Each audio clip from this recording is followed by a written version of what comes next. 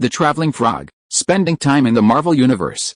This video is purely for entertainment and does not infringe on copyrights or laws. The rights to the novel and image belong to the original author. We do not claim ownership. Don't like waiting and want to listen to this fanfic in full now? Subscribe to our Patreon, where you'll find the best fanfics. Chapter 51 Agent 13, Sharon Carter. Outside the Amway Treasure House, across the street, a bomb-proof vehicle was parked. Well, I was right, wasn't Bayou back? Callison took a sip from his cup of coffee. Agent 13, don't panic. Bayou is a very capable man. There's no way he could be kidnapped by a bunch of bank robbers. I understand, Agent 13 nodded. Agent 13, also known as Sharon Carter, is the niece of Captain America's first love, Peggy Carter, and a highly trained super agent of SHIELD, skilled in interrogation, infiltration, combat, and marksmanship. Bayou's formidable abilities, coupled with his vast inventory of magical artifacts, meant SHIELD couldn't ignore his actions. Therefore, a special team was stationed around the Amway Treasure House to monitor his movements. Bayou didn't mind, though. As long as no cameras were installed in his home, he was generally fine with it. After White Knight's display of power, SHIELD clearly lost their nerve. White Knight appeared to be a gentle, approachable, and powerful supernatural being. If mishandled, White Knight went mad, it would be a devastating loss for SHIELD. Callison had been removed from his duties with White Knight due to their rift. However, 2 days ago, when White Knight was kidnapped by bank robbers, Callison was urgently reassigned. After learning the truth, Callison immediately declared that there was no need to do anything extra. White Knight would handle everything himself. A few female kidnappers, just a few, dared to kidnap White Knight. It was simply a stroke of luck. They were pregnant. And sure enough, within 2 days, White Knight returned. Sir, do you have any suggestions for my next undercover operation? Sharon Carter asked. According to Nick Fury's arrangement, Karen would become a tenant in White Knight's building, providing close surveillance for him. Callison pondered for a moment, then said, dress up, huh? Trust me, you don't have to do anything extra, just dress up. Callison was imparting advice to Sharon Carter when his cell phone rang. He pulled it out. It was Nick Fury. I'm going to take a call. Callison motioned for Sharon Carter to pause, then, holding the phone, stepped out of the bomb-proof car and onto the empty street. Hello, Chief. Callison, return to headquarters immediately. I have a new mission. Hearing Nick Fury's words, Callison's face lit up with surprise. Okay, Chief, I'll be right back. Agent 13, I have a new secret mission. I'll leave the White Knight matters to you. Callison grabbed his coat and said, remember, dress up. I'll talk to the finance department and get you some extra money for clothes and makeup. Sharon Carter. Chinatown. Colleen Wing's gym today. Colleen, for once, hadn't continued her hard training. Instead, she called Bayou out for a drink. Bayou, tell me, am I incredibly stupid? Colleen took a swig of beer and said, I've known Bota for over a decade, and I still couldn't tell he was the leader of a brutal assassin ring. I worked so hard to help those orphans, giving them the power to protect themselves, only to send them into veritable hell. It's ridiculous. I even considered recommending you to Botu. Thanks to SHIELD's actions, a wealth of information about Botu was exposed. He was the leader of a terrorist organization that trained orphans to be assassins. So, Colleen had become Botu's accomplice. When Colleen found out, she was completely stunned. After locking herself in her room for 2 days, she finally caught her breath and called Bayou out for a drink. How can you be stupid? Bayou smiled gently. Little fool, I don't allow you to say that about yourself. It's not that you are stupid, but that guy Botu is too cunning. Don't you know? He looks young, but in fact he is an old gangster who has lived for more than 500 years. You were less than 10 years old and your values were not formed yet, and you came into contact with him. It would not be easy for him to deceive you. More than 500 years old. Colleen looked at Bayou in surprise. Is he still an immortal? Yes, as far as I know. The organization that Botu belongs to is called the Hand. There are 5 leaders of the Hand: Alexandra, Mrs. Gao, Sao Enda, Murakami and Botu. Bayou said, they all defected from an organization called Kunlun in China more than 500 years ago. Speaking of Kunlun, I also brought you a gift, Master Colleen. What? Master Colleen, You may not know that the official organization responsible for the attack on Bota Manor is called SHIELD, and I have connections there. Bai Yi produced a book he had taken from Botu. I found this at Bota Manor. It contains the secret Kunlun key cultivation method, the fundamental reason for his immense power. I believe it will be very useful to you, Colleen. Colleen was born in Japan, the daughter of Li Wen, a Chinese-American professor of Asian history at Columbia University in New York. Her mother, Azal Maiko, was descended from a long line of Japanese martial artists, but she died in an attack when she was very young. She grew up with her maternal grandfather, Kenji Azal, in the mountains of northern Japan. His grandfather taught her the techniques of the Bushido, Japanese samurai code. Later, by chance, she became Botu's apprentice. It's safe to say that these experiences from her childhood shaped Colleen's obsession with martial arts. Whenever Bai Yi visited her, she was either practicing or resting afterward. So, Bai Yi felt that, at a time when Colleen was feeling particularly down, giving her this key cultivation manual would surely ease her spirits. Sure enough, he took the manual and looked at it. Bai Yi, Colleen's eyes sparkled with tears. You're so good to me, you're my master. If I don't treat you well, who else can I treat well? Bai Yi smiled. She sniffed slightly and lunged at Bai Yi, knocking him to the ground. Feeling the sweet fragrance emanating from Colleen, Bai Yi sighed inwardly. He knew. Colleen had previously provided him with information about the gambling disciples, and he had no way of repaying her. He could only betray his master once again and share Colleen's burden. Chapter 52. A man who is more qualified to love you than me is back. The next morning, Bai Yi was lying on a soft chair at the entrance of the treasure house, as usual, playing with his phone. Suddenly, a message arrived. Audrey, Bai Yi, I've sent my son to school. Are you coming? Bai Yi frowned. Your husband isn't home yet, Audrey. Of course not. Otherwise, why would I ask you? Bai Yi, okay, I'll be right there. Putting down the phone, Bai Yi sighed. Oh. I'm going to have to work hard again. These women won't let him off for a moment.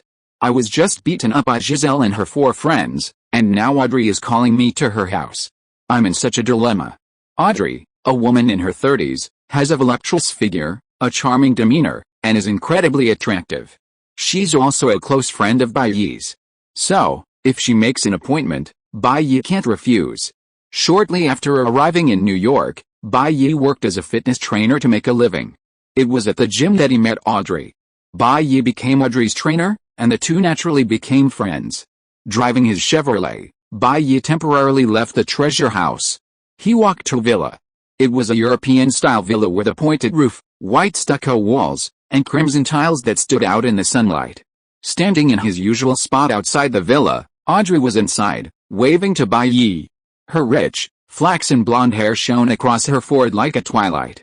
Her fair, oval face was framed by a pair of watery eyes like black grapes. Her long eyelashes flickered beneath her willow-shaped brows. Her lips, rosy red, were slender and tender, a gentle smile playing on their corners. Her white, V-neck dress, complementing her tall figure and her mature, elegant demeanor, made her stand out and draw the eye. Bai Yi nodded and smiled. He observed the bodyguards' positions. With remarkable agility, he leaped over the high wall, dodging the bodyguards and cameras. In a matter of minutes, he had infiltrated Audrey's home. Well, Audrey's identity was not simple. She was the wife of a powerful New York City councilman. However, her husband was caught out on his extravagant lifestyle, repeatedly caught by Audrey. Despite repeated warnings, he refused to change, leading to her complete disillusionment with him. Their relationship fell apart completely. If it weren't for their child's education, Audrey would have divorced him long ago. At this point, Audrey was raising the child, while her husband provided living expenses. Therefore, the bodyguards surrounding the villa were all hired by her husband. Of course, Audrey couldn't let these bodyguards witness her fight with Bai Yi. Entering the room, the woman came forward and hugged Bai Yi. Bai Yi, long time no see, long time no see. Bai Yi embraced Audrey's voluptuous body, buried his head in her hair, and took a deep breath. A very mature and alluring fragrance. How come you haven't come to see me in so long? Audrey asked, slightly dissatisfied. If I don't look for you, you won't come to me, it can't be helped. Business has been a bit busy lately, Bai Yi said. You know Tony Stark, right? That jerk playboy? I recently partnered with him to start a biopharmaceutical company, so I've been quite busy. You're actually doing business with that Tony Stark, Audrey exclaimed. Although Tony's misdeeds had caused him to fall from his position as the world's richest man, his power and status remained among the most powerful in America. What's the big deal? Bai Yi said. He even begged me to do business with him. Otherwise, I wouldn't have bothered with him. You're just bragging. Audrey smiled and gently punched Bai Yi's chest. Given her husband's power and status, she had met Tony Stark once. He was an extremely proud, arrogant, and narcissistic man. How could he possibly be crying and begging to take Bai Yi with him on his business? If you don't believe me, Bai Yi said, if you go out with me one day, I'll take you to meet him, and you'll see how humble he is in my presence. Okay, when I'm officially divorced from that guy, I won't have to look at his face anymore, and I can go out with you anywhere, Audrey said. Bai Yi, you seem to have suddenly shifted your focus to something strange. Bai Yi, let's not talk about this anymore. First, help me see how well I've been exercising. Audrey was no longer willing to waste time. She hadn't worked out under Bai Yi's guidance for so long, and she didn't know if she was going the wrong way. What else could Bai Yi say? They'd talk later. Then, Bai Yi used his former skills as a fitness trainer to help Audrey with the right exercises. Audrey, you're doing really good exercises in yoga class. Yes, that's it. Lift your hips as high as you can. Oh, and hold that position. I'll be behind you, coach. I'm so tired. That's right. If I wasn't, how could I have such a perfect figure? Audrey was correcting her exercise techniques with Bai Yi's help. Suddenly, Audrey saw a stretched Cadillac pull up at the villa's entrance. Her pupils suddenly shrank. She quickly reached out and patted Bai Yi. Stop, my husband's home, huh? Bai Yi asked, puzzled. Didn't you say that you and your husband's relationship has been broken up for over a year, and you're just about to get a divorce? That's exactly right, Audrey said. Except for once a week when we spend time together with our son, he hasn't been home at all in the past year. I don't know what's wrong with him today. What's wrong with him? So what should we do now? Bai Yi spread his hands and said. Hide for now, sweetheart. Audrey kissed Bai Yi on the cheek and said, he's a powerful city council member. If he misunderstands our relationship and seeks revenge, you'll be in big trouble. Seeing that Audrey wasn't afraid for him, but was still worried about him, Bai Yi could do nothing else. He certainly couldn't let Audrey get into trouble. Although his relationship with Audrey was pure and innocent, clean and spotless, and he was simply teaching Audrey the correct exercise methods, there were bound to be those with ulterior motives, who would make wild assumptions and smear his and Audrey's innocence. There was no doubt about it. Audrey's husband must be such a person. So, under Audrey's instructions, he hid in Audrey's closet. Bai Yi sighed softly. The moment I hid in the closet, I knew. A man more qualified to love you than me had returned. Chapter 53, If you like a woman, you don't have to pamper her to the extreme. Bai Yi hid in the closet. Bored. He pulled out his phone and started playing. He saw a question. It asked, the first generation of the post-80s generation is about to turn 30. How much savings should they have? Tell me about your current situation, you who were born in the 80s. Bai Yi thought for a moment. The answer, I was born in 1982. After years of hard work, I now have 2 villas in New York, a Bentley, a 7 Series, and a girlfriend in her 50s. After chatting with the silly netizens for a while, Bai Yi felt bored. He was ready to harass the fish in his pond again. Bai Yi, baby, I went fishing today. What fish did I catch? My unwavering love for you, Su Chang. Bai Yi, you're so corny. 3. Bai Yi, so do you like that? Oh, Su Chang, I do. But I can do that, too. Bai Yi, oh, Su Chang, the moon is bright, and even if it's bright, it's still bright. I like you, and even if it's not, I still like you. 3. Bai Yi, 3. Greek letter epsilon. In the closet, Bai Yi chatted with Su Chang, a naive and sweet girl, quite amusing. Bai Yi shifted his position, his movements a bit exaggerated. Suddenly, a dark shadow swung over Bai Yi, blocking his view. What's blinding me? He parted it to see a black lace bra. It was undoubtedly Audrey's. Go away, you damn bras. Stop bothering me. I still have some girls to flirt with. Bai Yi reached out and opened it. In the living room, Audrey and her husband, City Councilman Billings, were talking loudly enough for Bai Yi to hear. Billings was basically asking Audrey to get back together, promising he'd stop messing around. How could Audrey possibly believe such a typical scumbag's promise? How many times have you said something like that? Audrey shouted angrily. Tell me, honestly, do you believe it? Billings was speechless. Manly nature. Is a man without lust still human? Bai Yi couldn't help but curl his lips at Billings' softening.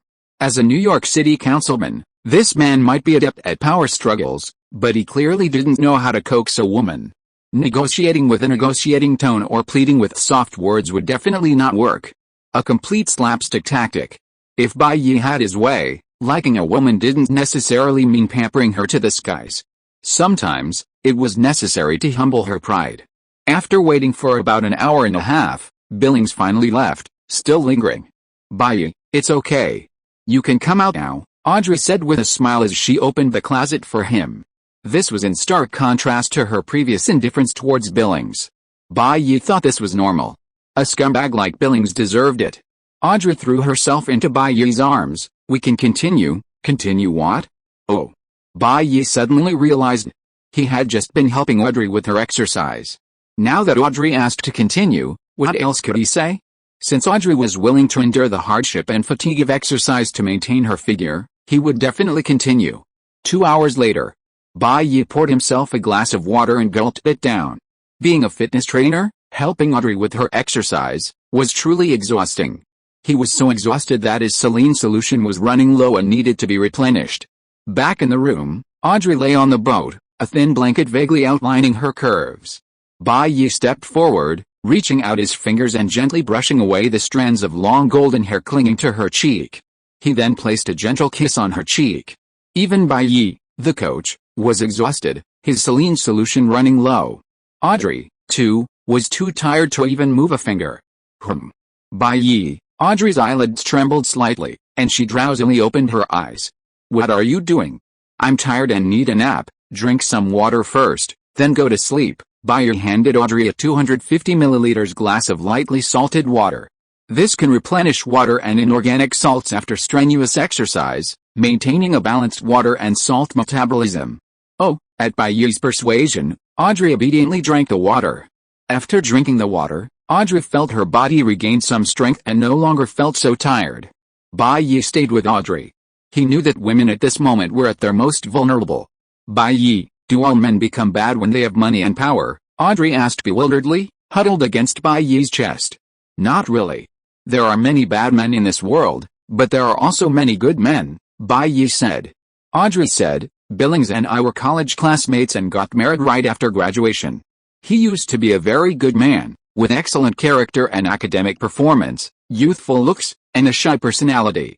I thought he was a good man to entrust my life to, and it was because I took the initiative to pursue him that we got together. After we got married, everything was just as I expected at first.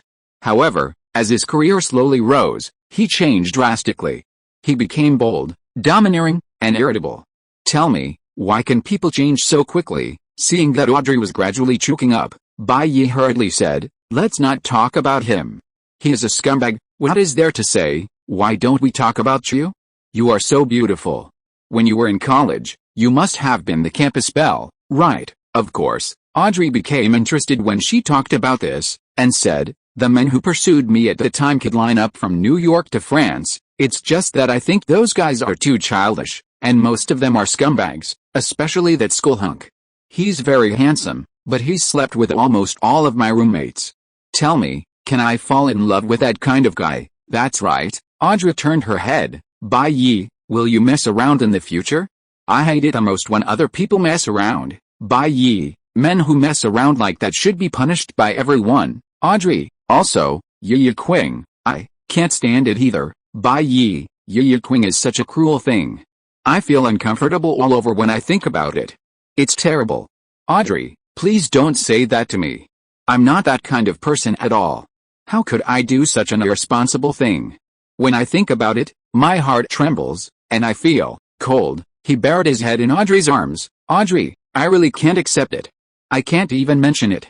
Please give me some warmth. Please give me some warmth. Audrey, from Transporter 2, if anyone can provide a picture please. Chapter 54, Bullying My Brother? No. Seeing that it was getting dark, Bai Yi walked out of Audrey's villa. His steps were still very steady. After all, how could a mere Audrey be able to suppress him in a fight? Walking on the block, Bai Yi saw an Audi A8 coming towards him. The man in the driver's seat, like Kelson, was also a Mediterranean. Also, he was an acquaintance of Bai Yi. Their eyes crossed. Bai Yi was not in a hurry to leave. He stood on the road and lit a cigarette for himself. 2 minutes later, the Audi A8 drove into Audrey's villa and drove out again. Bai Yi, why are you here? The man rolled down the car window, eyeing him warily. Are you targeting someone around here? Of course not. I'm friends with the hostess inside, Audrey. I was just teaching her exercises. Bai Yi laughed. But you, Arthur, why are you here? Why don't you just go kill people? Instead, you come here to drive someone. Arthur, nicknamed the mechanic, was a master at delivering silent, unnoticed blows, having turned killing into an art form. Originally, this job was for a friend of mine. I'm driving for a big shot's son for a while. The big shot seems to be in some trouble lately, but my friend had something urgent to do, so I had to come cover for him for a while, Arthur said. He was visibly relieved to hear that Bai Yi was only here to harass the hostess, not to kill her. Since he accepted this mission, he was bound by loyalty to the person entrusted to him. If his opponent was Bai Yi, he wouldn't have the confidence to complete this mission. He might even die here. Is that so? Bai Yi said with a smile. If you have time, you can give me a call. Audrey and I have a very close relationship. If she needs anything, I will definitely help. Arthur, okay. Bai Yi and Arthur chatted for a while. Suddenly, his phone rang. He picked it up and looked at it. Wolf. Bai Yi raised an eyebrow. This deeply autistic person actually took the initiative to contact me. Arthur looked at it and said, what's going on? Bai Yi, yeah, it's a call from a friend. Let's talk later, Arthur, talk later. He drove away in his Audi A8, and Bai Yi answered the phone. Hello, Wolf. Bai Yi, I have something very important to talk to you about. I need you to come to my place. By the way, take some of your life potions with you. I'll pay you according to the market price. Bai Yi, from the tone of your voice, you sound full of energy. You don't sound injured. Why do you need my life potions? Wolf, a friend of mine is injured. It's hard to explain over the phone. Please come as soon as possible. He's a very important person. Okay, Bai Yi said, this should be the first time you've asked me for help. Of course I can't refuse you. He hung up the phone. Bai Yi drove his Chevrolet on the road. After a 20-minute drive, Bai Yi arrived at Wolf's safe house. What do you want from me? Entering the room, Bai Yi saw Wolf removing a bullet from a man at the large table in the living room. The room was covered in blood. Wow, Bai Yi looked at the man, his chest, back, arms, and thighs covered in at least 20 gunshot wounds. He said, he's battered all over. Is there any point in saving him? Bai Yi, please, save him. Wolf wiped what looked like sweat or tears from his face, staring at Bai Yi with bloodshot eyes. He's my brother, the only family I have left in this world. I absolutely cannot lose him, even if I have to trade my life for his. So he's your brother? Bai Yi asked. No wonder you're so excited. He stepped forward. Move aside, I'll do it, Bai Yi said. With his injuries like this, it would be a miracle if you could save him. Bai Yi rubbed the special ring on his left hand, and a bottle of Norton's Skilled HP potion appeared in his hand. He pinched the man's mouth open and stuffed the potion down his throat. Gulp, the red potion went down his throat. The man suddenly sat up and was about to cough to the side. He choked. Bai Yi quickly closed his mouth. The potion you're drinking costs $10 million a bottle. Every little sip you spit out is worth $1 million. The man, upon hearing this, had to cover his mouth, suppressing his instinctive cough. At the same time, the blood flowed from his body stopped. The wound where Wolf had removed the bullet was gradually healing. Huh? Bai Yi looked at the face, and it felt very familiar. Hey, are you Frank Castle? Castle glanced at Bai Yi, then turned to Wolf. Who is he? Bai Yi is my partner and one of the few people in this world I can trust. It was his potion that saved your life. Wolf's eyes lit up with joy at seeing Castle alive. Bai Yi muttered, the Punisher and Batman are actually brothers. Who would believe it if they didn't see it with their own eyes? Then, under Wolf's questioning, and under Bai Yi's curious gaze, Custer explained the reasons for his transformation. After his wife, children, and entire family were murdered by gangs, he embarked on a path of revenge, vowing to eradicate all gangs in the world. A few days ago, he stumbled upon a large-scale white powder factory with thousands of workers, all believed to be blind, deaf, and mute. The darkness and evil hidden within moved him deeply. So he took action. This evening, he followed his plan and launched the operation, and everything went smoothly. However, at the last moment, he was severely injured by a slap from an octogenarian woman. Who could believe it? He then fled in a panic, his body wounded, the gunshot wound from his escape. It wasn't until he entered the New York sewers, relying on his familiarity with the terrain, that he temporarily escaped his pursuers and summoned his brother, Wolf, to collect his body. Bai Yi slammed his hand on the table. Mrs. Gao is too arrogant. She is bullying my brother. I won't tolerate it. After a pause, he said with a fierce and powerful look in his eyes, isn't she just a little Mrs. Gao? Kill her. If you're listening to this novel on a channel other than Fanfic World, it means they downloaded and uploaded it without effort. We cordially invite you to visit our channel, Mundo Fanfic Novelis. There you'll find the original version of this story and you can explore many other novels of various genres. We're waiting for you to immerse yourself in a world of incredible novels. Chapter 55. Is it hard? We'll talk about it later. Bai Yi, tough. Wolf gave him a thumbs up. Tough? We'll talk about it later. Bai Yi waved his hand and said, there's only one thing on my mind right now, and that's how to avenge Castor. Bai Yi had been searching for the whereabouts of the other four fingers of the hand. But neither Shield nor Nina could help him find them. Unexpectedly, Wolf's younger brother, Fudget, happened to find one by accident. What else can I say? Get her. You bastard. You dare to blow up my house? How can I survive in the future if I don't uproot you? Oh, Castor looked at Bai Yi in confusion and said, it was me who was chased and almost died, not you. Why are you so upset? Look at you, what are you talking about? Bai Yi said, your brother, Wolf, was my good friend. His brother is my brother, isn't he? My brother was almost killed. I'd be surprised if I wasn't upset. Castor, he was baffled.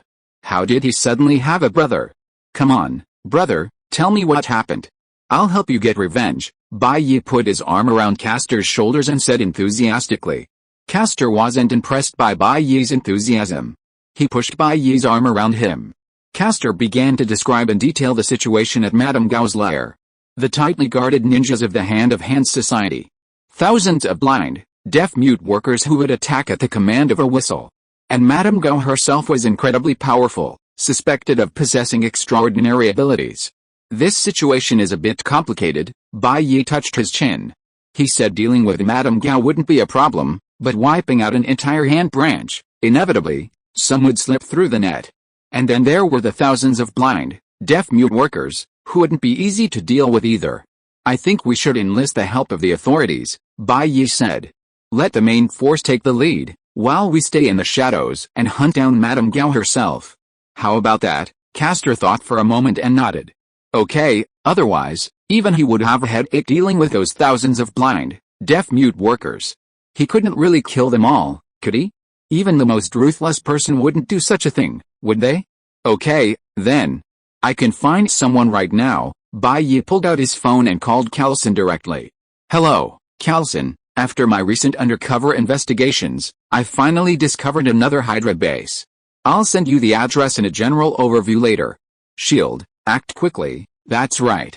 Bai Yi was going to use Hydra's name again to pit Shield against a hand. Calson, Mr.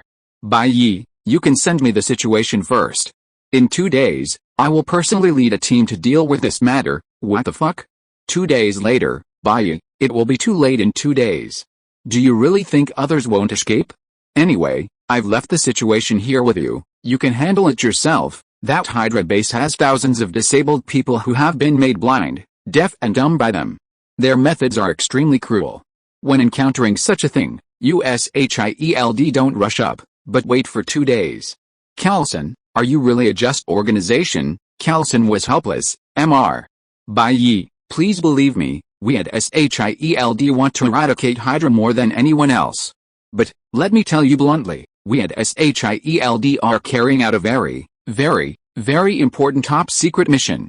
At this time, most of Shield senior agents have gathered together specifically for this mission. We can't temporarily transfer manpower to deal with the Hydra base you mentioned, But it's only 2 days. I will be back to New York in 2 days, Mr. Bai Yi.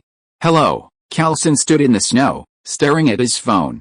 Hanged up, you bastard, Bai Yi cursed. Back then, when they were using me to uncover clues about Hydra, they called me sweetie. Now that the hype has faded and there's a more important mission, they call me Madame Gao. Damn it. How is it going? Castor asked expressionlessly. Shield turned it down, Bai Yi said. But it doesn't matter. I've been around New York for so long, I know people in so many places. The NYPD, the FBI, the CIA. I can definitely assemble an official team to help us take down Madame Gao's cocaine factory, and Bai Yi hadn't lied. He knew people in the NYPD, the FBI, the CIA, all women, of course. Bai Yi, do you have such a wide network? Mrs. Wolf was astonished. She cast an envious glance at Bai Yi. Because he was a socially anxious person, he had very few people in his world. And a socially adept person like Bai Yi, who had close friends wherever he went, how could she not envy him? What's that? I'm just bragging, Bai Yi said. I have friends all over the world. No matter which country or region I go to, I'm rarely lonely. Believe it or not, Alice. It was a shame. Because of the bad habits he'd picked up from Gao Chang and the others in his previous life, Bai Yi couldn't find peace wherever he went. Custer interrupted Bai Yi's boast without hesitation, saying, if you really had so many channels, you wouldn't need the CIA. The NYPD and FBI working together would be enough to handle everything. Custer did have connections in the NYPD, FBI, and CIA, but he was now a wanted criminal and couldn't rush into reuniting with his former friends. Okay, Bai Yi pulled out his phone. Let me go through my contacts and find the right people. Chen Ying drove home from get off work. She pulled into the parking lot, her face brimming with fatigue. Being a police officer is, in fact, a very tiring job.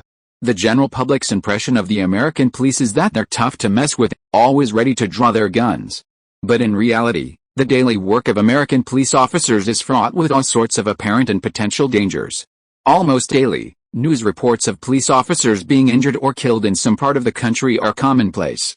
Because everyone has guns, and their firepower can even outstrip that of the police. If the proliferation of guns isn't addressed, incidents of American police brutality are inevitable. If a police officer isn't quick enough to draw their gun, they might end up getting shot on the head. Officer Chen Ying. Suddenly, someone knocked on her car window.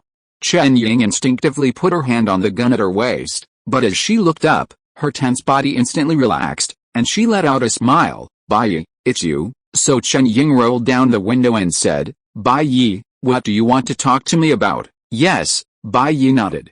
I have a multi-billion-dollar business I'd like to discuss with you. Everyone, the editor has contacted me. My follow-up reading has dropped significantly. What was once a surefire recommendation has fallen through. Please support me by following along. I'm planning to release it and update it for everyone. Chapter 56, A Natural Result. Arriving at Chen Ying's home, Bai Yi presented Custer's evidence to Chen Ying. I discovered a white powder processing factory, employing blind and mute workers to manufacture and sell it. It's massive. I said hundreds of millions, but in reality, it's probably tens of billions. Is this the business you're talking about? Chen Ying's initial excitement suddenly faded. Isn't it enough? It's enough, but how should I put it? Chen Ying perked up. Although it wasn't what she'd imagined, solving a large-scale laundry detergent manufacturing, transportation, and sales case would definitely be beneficial to her career. She carefully examined the evidence Bai Yi had brought, a list of names, photos, and even video footage. It was definitely enough for the NYPD to dispatch and completely dismantle all the forces under the control of this gang leader known as Madame Gao. In order to deal with Madame Gao, Custer had already gathered a wealth of information. He had stored it in the cloud. In the event of his death, it would be automatically sent to his former colleagues and acquaintances in the NYPD, FBI, and CIA. I'm curious. So much secret information. Chen Ying looked at Bai Yi in confusion. How did you get it? Well, how should I put it? Bai Yi thought for a moment and said, it's mainly because I have a deep hatred for crime. So when I stumbled upon these things, I couldn't just let them go. I secretly collected this information. All right, Chen Ying said. Since you don't want to talk, I won't make it difficult for you, okay? Bai Yi said. So, How long will it take the NYPD to take action? I can't handle this big case alone, Chen Ying said. I need to talk to our director, gather reliable personnel, and develop a plan. We should be able to start the operation tomorrow night. One day should be fine. It's much better than that bastard Callison making me wait 2 days to get back and start the plan, Bai Yi muttered to himself. Next, he, Wolf, and Castor could closely monitor Mrs. Gao's every move. If that bastard showed any signs of escaping, they could intercept her and kill her on the way. Not a big deal. That's it, Bai Yi nodded, stood up, and was about to leave. Chen Ying placed a hand on Bai Yi's shoulder and looked at him. It's late now, and it's dangerous for you to walk alone. As it happens, I have a spare room at home. Why don't you stay here for the night and leave tomorrow? Bai Yi paused and sighed. The source of the information he had provided was indeed questionable, and he needed Chen Ying to keep it confidential. Besides, how could he guarantee Chen Ying's dedication without offering her a sweet treat? So, Bai Yi had no choice but to sacrifice his innocence to Chen Ying. Mrs. Gao, I've sacrificed too much to avenge you. He looked sad. The next day. It was early morning. Gracie had just set sail. After washing up and preparing to make breakfast, the doorbell rang. Who's that? Gracie arrived at the door and glanced through the peephole. Bai Yi, why are you here? Meeting Gracie's puzzled gaze, Bai Yi smiled. Why, can't I come see you? At the same time, Bai Yi couldn't help but admire Gracie's methodical approach. He arrived so suddenly, and yet Gracie remained neatly dressed in a formal suit. Gracie, a Columbia University graduate with a doctorate, had been with the FBI for 12 years, specializing in traceology and psychology. She was the kind of nitpicking, unpopular conservative, a tidy, meticulous, and intelligent woman. Her career and life were like two hot iron silk scarves, their corners aligned, each a flawless mess. She was ahead of men, her professionalism and dedication surpassing theirs by miles, and thus, her disdain for men. Of course, after meeting Bai Yi, it was inevitable that they'd become his close friend. After all, Bai Yi was a professional player. He'd been trained under the guidance of Gao Cheng and others. Of course you can come, but, Gracie asked curiously, you must have something to talk to me about, right? As expected of you, Bai Yi gave Gracie a thumbs up and said, actually, I'm here specifically to bring you credit. I don't think you're here to bring me credit, Gracie said with a pout. It's more like you're here to help you solve a problem. What a perceptive woman. Ahem, Bai Yi cleared his throat and said, this will not only bring you credit, but also help me solve some minor problems. It can only be considered a win-win for us. Gracie, this woman, was even more difficult to deal with than Chen Ying. Because Gracie was so calm, even when facing Bai Yi, she was calm, as if she had no hormones to release. But in reality, Bai Yi knew that Gracie was indeed too calm in her normal state, but when she got crazy, she was crazier than anyone else. She was like that. I'm not a casual person, but when I get casual, I'm not human. Win-win?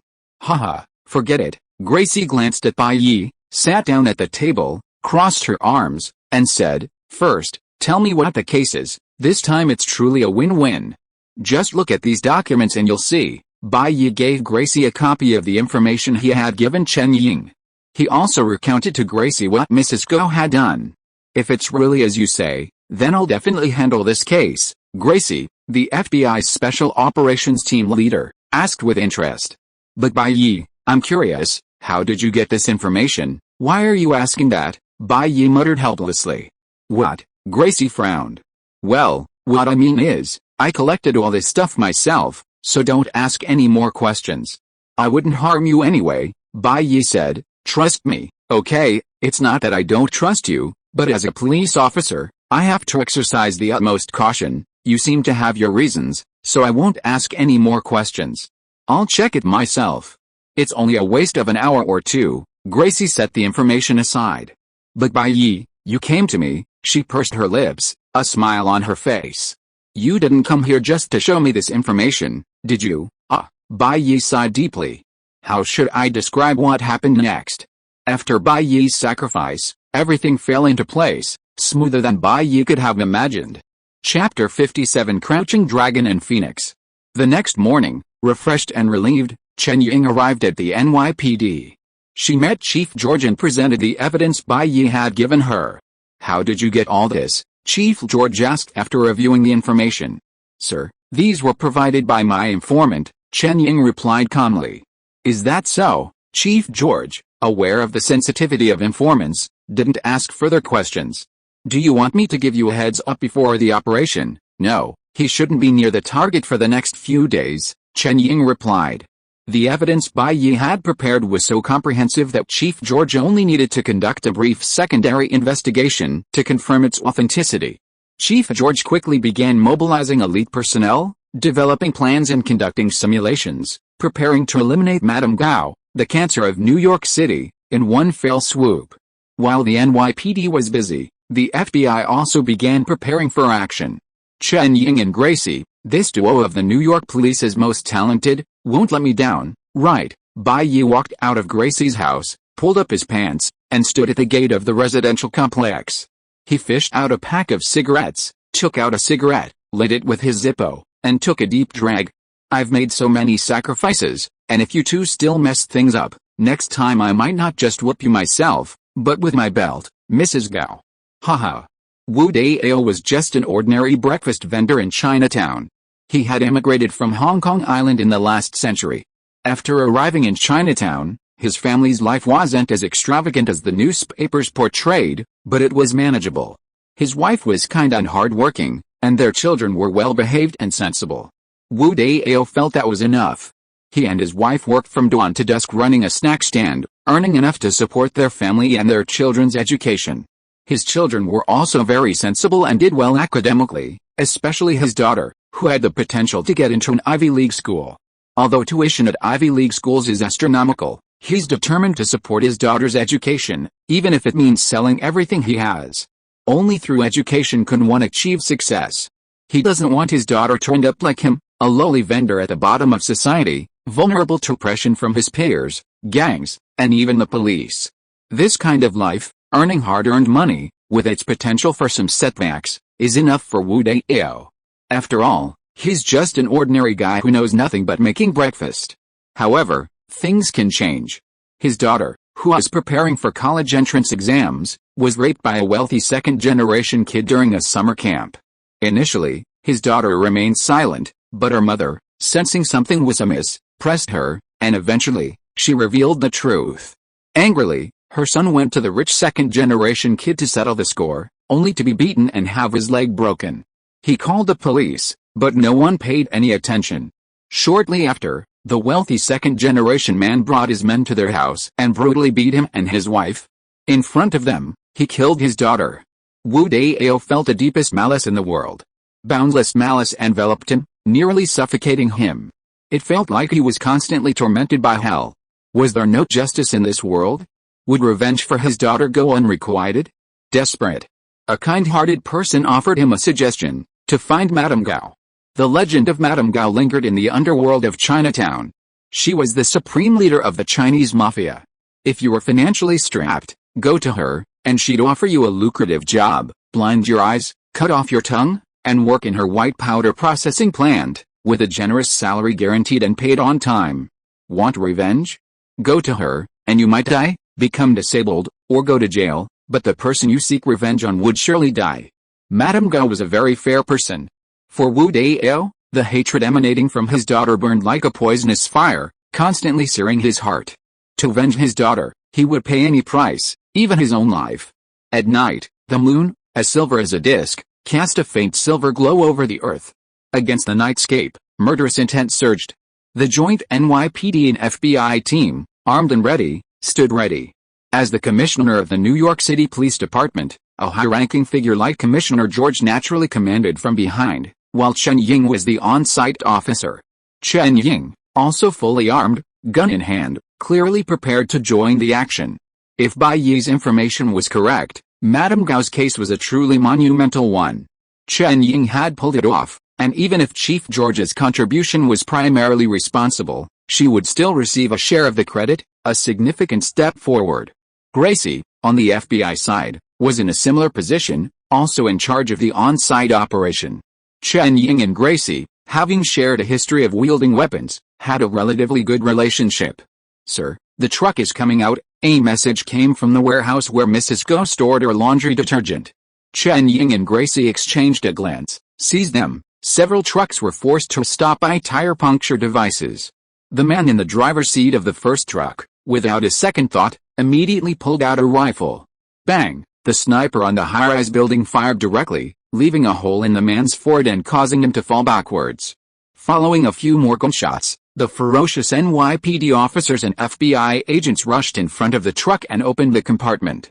"Sir, congratulations, you're going to be promoted." Undoubtedly, the compartment was filled with white powder. Chen Ying and Gracie exchanged a smile. "Sir, we've found a civilian here." A team of police officers, accompanied by a portly, mature-looking middle-aged man, approached. Chen Ying, "A civilian? Did they stray in by mistake? We found them in the truck bed. They must have had contact with the target. Judging by their appearance, they're Chinese, but we can't understand what they were saying." Gracie smiled faintly and said, "Chinese is indeed difficult. Let me ask, but..." Gracie spent a minute in the police interrogation car, then emerged, dazed and distraught. "What's wrong?" Chen Ying hurried forward and asked. "Gracie, I feel like all the Chinese I've learned over the years is fake. Just leave me alone and let me be." "What's going on?" Chen Ying was confused and shook her head. "If you don't speak Chinese, don't try to act tough in front of me. Seriously. I'm a genuine Chinese, standing right here." Chen Ying walked into the interrogation car with confidence. Looking at the trembling middle-aged Chinese man opposite her with a look of fear on his face, Chen Ying asked in a tone as gentle as possible. "We are NYPD police officers, don't be afraid, we will not hurt you." "Wu Dao?" "Sir, I don't know anything." "What happened? What should I do? We are good people. Please don't put me in jail." Chen Ying. Chapter 58 Burying the Love Family, Burying Leng Xiao. After a meeting with Alexandra and the others, Gao began preparing to temporarily withdraw from New York. The pressure from SHIELD was too great. Even if her Chinatown operations could be concealed from SHIELD for a while, they certainly couldn't keep it a secret forever.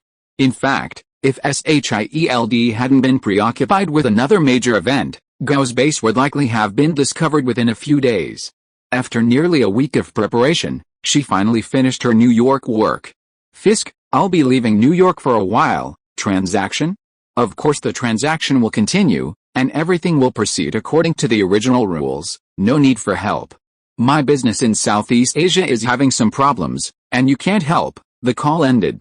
Gao's smile faded. "That little tiger has grown into a fierce tiger. Who knows when it might turn against me?" He paused. She turned her head and looked at the secretary beside her. "Have you found the man who broke in last night?" "This," the secretary said with some fear. "I'm sorry, Mom, we have sent people to search the area, but we can't find any trace of that man." Facing Mrs. Go's gaze as if she was looking at a dead person, the secretary hurriedly said, "But we have found out the man's background. His name is Frank Castle, nicknamed the Punisher. He is a man whose family members died at the hands of gangs, so he hates gangs extremely, because he killed gang members without trial. He was also included in the wanted list by the police. The police can't believe what he said. Besides, he was hit by a palm bayou, Mom, and was shot more than 20 times. The bleeding was enough to kill him several times, so he can't be alive. Your possibility is not what I want," Mrs. Go said faintly. "I want to see him alive or his body dead. Do you understand?" Yes, the secretary's face turned pale, and he quickly lowered his head to respond. "If that's the case," Mrs. Go's stern expression suddenly relaxed, and she smiled. Just as she was about to speak, her expression suddenly changed. The next second, a burst of incessant gunfire rang out from below the factory. The NYPD, in conjunction with the FBI, launched a surprise attack. "Move," Chen Ying and Gracie ordered the general assault. Due to their superior numbers, they jointly opened up multiple fronts. They personally led the defense of Mrs. Gao's headquarters, the laundry detergent factory. Armed with MP5Ks, Chen Ying and Gracie charged with their team, launching the assault. The police opened fire, catching Mrs. Gao's men off guard. Soon, they were inside Mrs. Gao's headquarters. SHIELD, Mrs. Gao was startled. Just because she left a week late, SHIELD had caught her tail? No way? Could she be that unlucky? Mrs. Gao glanced aside the curtains and saw the enemy's uniforms. NYPD and FBI, Mrs. Gao frowned. If it was the NYPD attacking us, there's no way we wouldn't have received the news, the secretary said. It's probably a covert operation orchestrated by NYPD headquarters. Our undercover agents and bribed individuals wouldn't have been able to pass on information to us, Mrs. Go said, but they seem to have known all our personnel deployments and the terrain in advance. Maybe. The secretary glanced at Mrs. Go cautiously. Did the Punisher provide them with information? Mrs. Gao, didn't you just tell me the police wouldn't trust that Punisher? And he bled to death long ago? Forget it. What's the point in pursuing this now? The wheel of fate keeps turning. We must adapt to it, or we'll be crushed. Perhaps I should go back home and think carefully about my future. Mrs. Go sighed and left the room. The police advanced swiftly, eliminating numerous gang members and hand ninjas. But then a whistle rang out from within the factory. The blind, initially panicking, suddenly seemed to find support, organizing themselves to block the approach of the police. The NYPD and FBI's flashbangs, tear gas, and stun guns proved no match for them. After crushing the morale of the blind, deaf, and mute, the disabled were left with no choice but to flee in panic. After killing 76 gang members, Chen Ying and Gracie successfully seized the laundry detergent factory. Meanwhile, on other fronts, good news continued to arrive, yielding significant gains. The intel Bai provided them was crucial. It practically revealed Mrs. Go's true colors. Even with a different commander, they would likely still have one.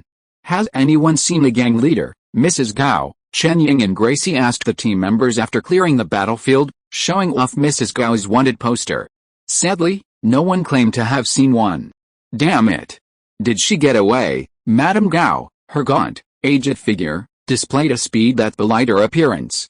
Her nimble legs and feet leaped and dashed through the streets and alleys of Chinatown, between buildings, in a frantic escape.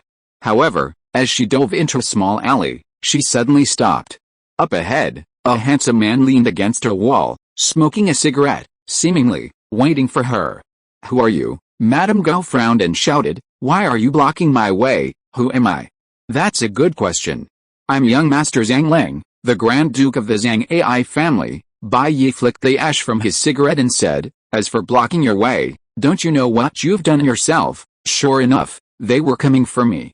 Madame Gao, wary of Bai Yi in front of her, glanced back. Frank Castle, the Punisher, and Wolf Christian, the assassin, were standing there with loaded guns, glaring coldly at her. The Punisher's combat prowess is undeniable. At crucial moments, he's even capable of annihilating the universe. As the Punisher's older brother, Wolf is also incredibly powerful, considered one of the world's top assassins. After all, they share the same bloodline, and Wolf couldn't afford to embarrass his younger brother. Don't look at them. Those two brothers, Deheo and Neqiang, are both members of our Burial Love family. The Punisher's mouth twitched. The nickname Neqiang really didn't suit him. The Burial Love family? What a crappy name, Madame Gao sneered. How dare you meddle in the affairs of my hand-in-hand society without even thinking about it? Who do you think you are? Bai Yi threw the cigarette butt on the ground and stomped it out with one foot, his face cold. You ask me what the Burial Love family is.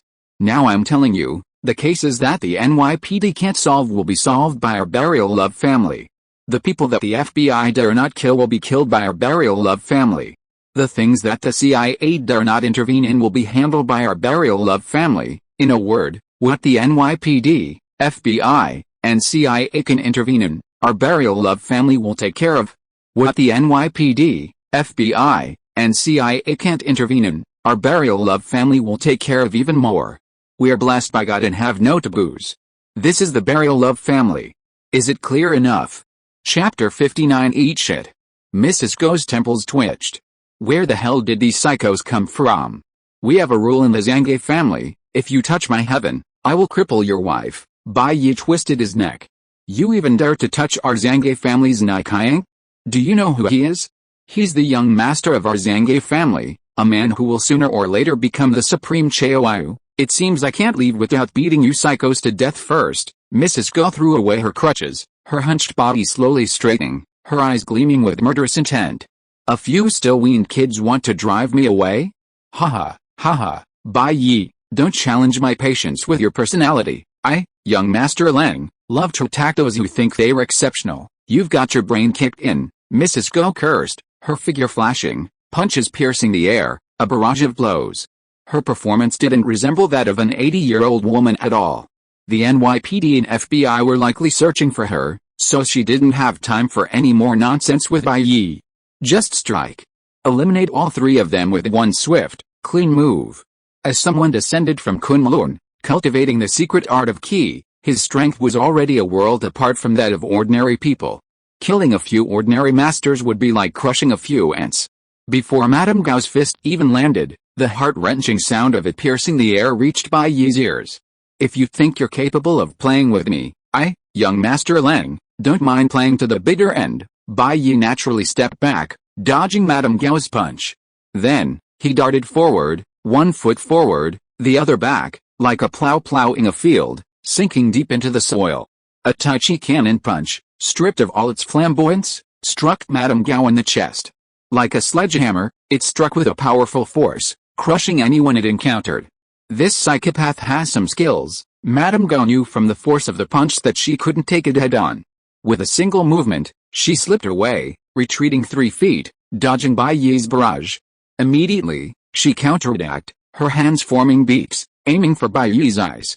With the sheer force of her gusts, a peck on Bai Yi's eyes wouldn't just destroy his eyes, his brain would be shattered into dust. Bai Yi dodged sideways, then spun around, skimming past him, raising his hand and delivering a chopping blow, striking Madame Gao's forehead. Both of them are incredibly strong. Wolf watched the battle between Bai Yi and Madame Gao, his eyes filled with solemnity. Indeed, the Punisher nodded. While he was confident that his overall combat capabilities were no less than those of the world's strongest special forces, like Butter Knife and the Three-Headed Dog, and in many ways even superior, in close combat, Bai Yi and Madame Gao would defeat him in less than a minute. Of course, if he'd prepared ahead of time, using sniper rifles and traps, he could still have taken out both Madame Gao and Bai Yi. Last night, he'd also been severely injured by Madame Gao. He hadn't imagined that an old woman like her could possess close combat abilities even stronger than his, perhaps even far stronger. If he'd known, he wouldn't have chosen to engage Madame Gao in close combat, but would have sought to snipe her first. After a collision, the two separated temporarily. "How does your martial arts resemble that boat guy?" Madame Gao asked solemnly and puzzledly. Bai Yi's martial arts skills were incredibly proficient, not much inferior to hers, but his physical strength, power, and speed put her at a disadvantage in their duel. However, she could tell that Bai Yi's martial arts skills were definitely connected to Botu, her old friend and one of the 5 fingers of the Handheld Society. Guess, Bai Yi flexed his arms and smiled. The battle with the old man had certainly loosened up his muscles. Fighting Colleen was just a sparring match, hardly satisfying. But fighting this old man, he could just kill the other person. While Bai Yi could instantly kill Madame Gao by unleashing his lightning chakra mode, he felt it wouldn't hurt to hone his martial arts skills. Just like the battle between Sun Wukong and Erlang Shen, physical combat was primarily supplemented by magical powers. "No, you're the owner of the treasure house." Madame Gao's eyes narrowed. Only then did she recognize Bai Yi's identity. "Your martial arts were taught to you by Botu's apprentice."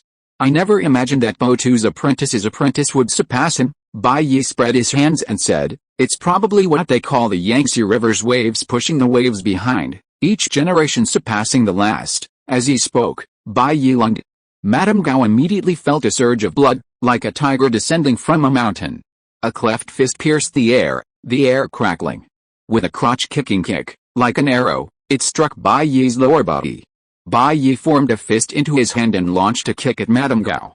Madame Gao had already utilized her chi in the fight. However, she discovered that no matter how much she used it to increase her strength and speed, Bai Yi always gained a corresponding increase. The fight intensified, and the afterimages dazzled Wolf and the Punisher. Where on earth did this monster come from? Madame Gao was horrified. She had secretly harnessed her chi, but still couldn't suppress Bai Yi. If her chi-infused attacks were countered, then she was at her wit's end. A hint of fear inevitably crossed Madame Gao's eyes. Was she really going to fail here today? "I can't go on like this." Madame Gao made up her mind. Her body shook violently, and a surge of overwhelming aura emerged. Like a gambler's last desperate tactic, Madame Gao unleashed her cultivated chi as a final, decisive move. "Go to hell." Madame Gao launched a leg with a swish, swift as a crossbow bolt. A powerful punch, like the charge of a bull, struck Bai Yi's chest. I was hoping to challenge you in martial arts skills, but cheating like that doesn't make any sense. Bai Yi sighed softly and shook his head slightly. With martial arts skills alone, he couldn't defeat Madame Gao's energized energy. And so, the next second, Bai Yi's body flashed with lightning. An eagle claw, swirling with dark blue electricity, lashed out. With speed and strength far exceeding Madame Gao's, he grasped Madame Gao's wrist. With a crack, the joints in Madame Gao's wrist shattered. She gritted her teeth, clenched her free hand into a fist, and smashed it against Bai Yi's head. Bai Yi smiled softly. His entire body channeled his energy, the veins in his arm bulging like tiny snakes. He delivered a powerful blow from top to bottom. Bang! The road beneath Madame Gao's feet crumbled, her feet sinking. Then her knees buckled, unable to withstand the force of Bai Yi's blow, and she collapsed to her knees. Both of her hands were broken. Clearly, she no longer had the strength to challenge Bai Yi. Remember, in your next life, don't mess with anyone from the Zhang family again. Bai Yi clenched his fist. A faint flash of lightning flickered on his fist as he prepared to deliver the final blow to Madame Gao. In her dying moments, Madame Gao didn't beg for mercy. Instead, her face was grim. You killed me and the gambling apprentice. The hand will never let you go. They'll find you and your family, and ultimately, with the most brutal and cold-blooded methods, they'll kill them right before your eyes. Remember, I'll be waiting for you in hell. Bang! Bai Yi delivered a punch. Madame Gao's head exploded like a watermelon. You're trying to scare me with a hand. Bai Yi let out a sneer. Eat shit. Chapter 60, Kill people and scatter their bones to ashes, one-stop service. Nakayang, gather all these things from the ground. Bai Yi rubbed the ring on his left hand and produced a bucket of gasoline. Then set it on fire. Why? The Punisher asked, puzzled. Mrs. Gao's head was shattered to the ground, clearly dead. Was cremation necessary? Because the hand contains a magical substance called dragon bone, which can bring the dead back to life, Bai Yi said. So after killing the people, it's safer to burn them, kill, grind the bones, and scatter the ashes. It's a one-stop service. If you're in the underworld, you must cultivate such good habits. In fact, there are some people in this world who can come back to life even if you grind their bones to ashes. Really? The Punisher was a little skeptical, but he didn't object to grinding Mrs. Gao's bones to ashes. Mrs. Gao ran a drug factory and was one of the largest drug lords in the United States, directly and indirectly killing countless people. Therefore, no matter how tragic her end was, it was not too much. The Punisher was no perfunctory good guy like Daredevil. The gasoline, along with the flames, burned Madame Gao's body, making it crackle. There was a whiff of oil. By the way, I want to ask, what should we do with the blind, deaf, and mute people in Madame Gao's factory? Wolf said.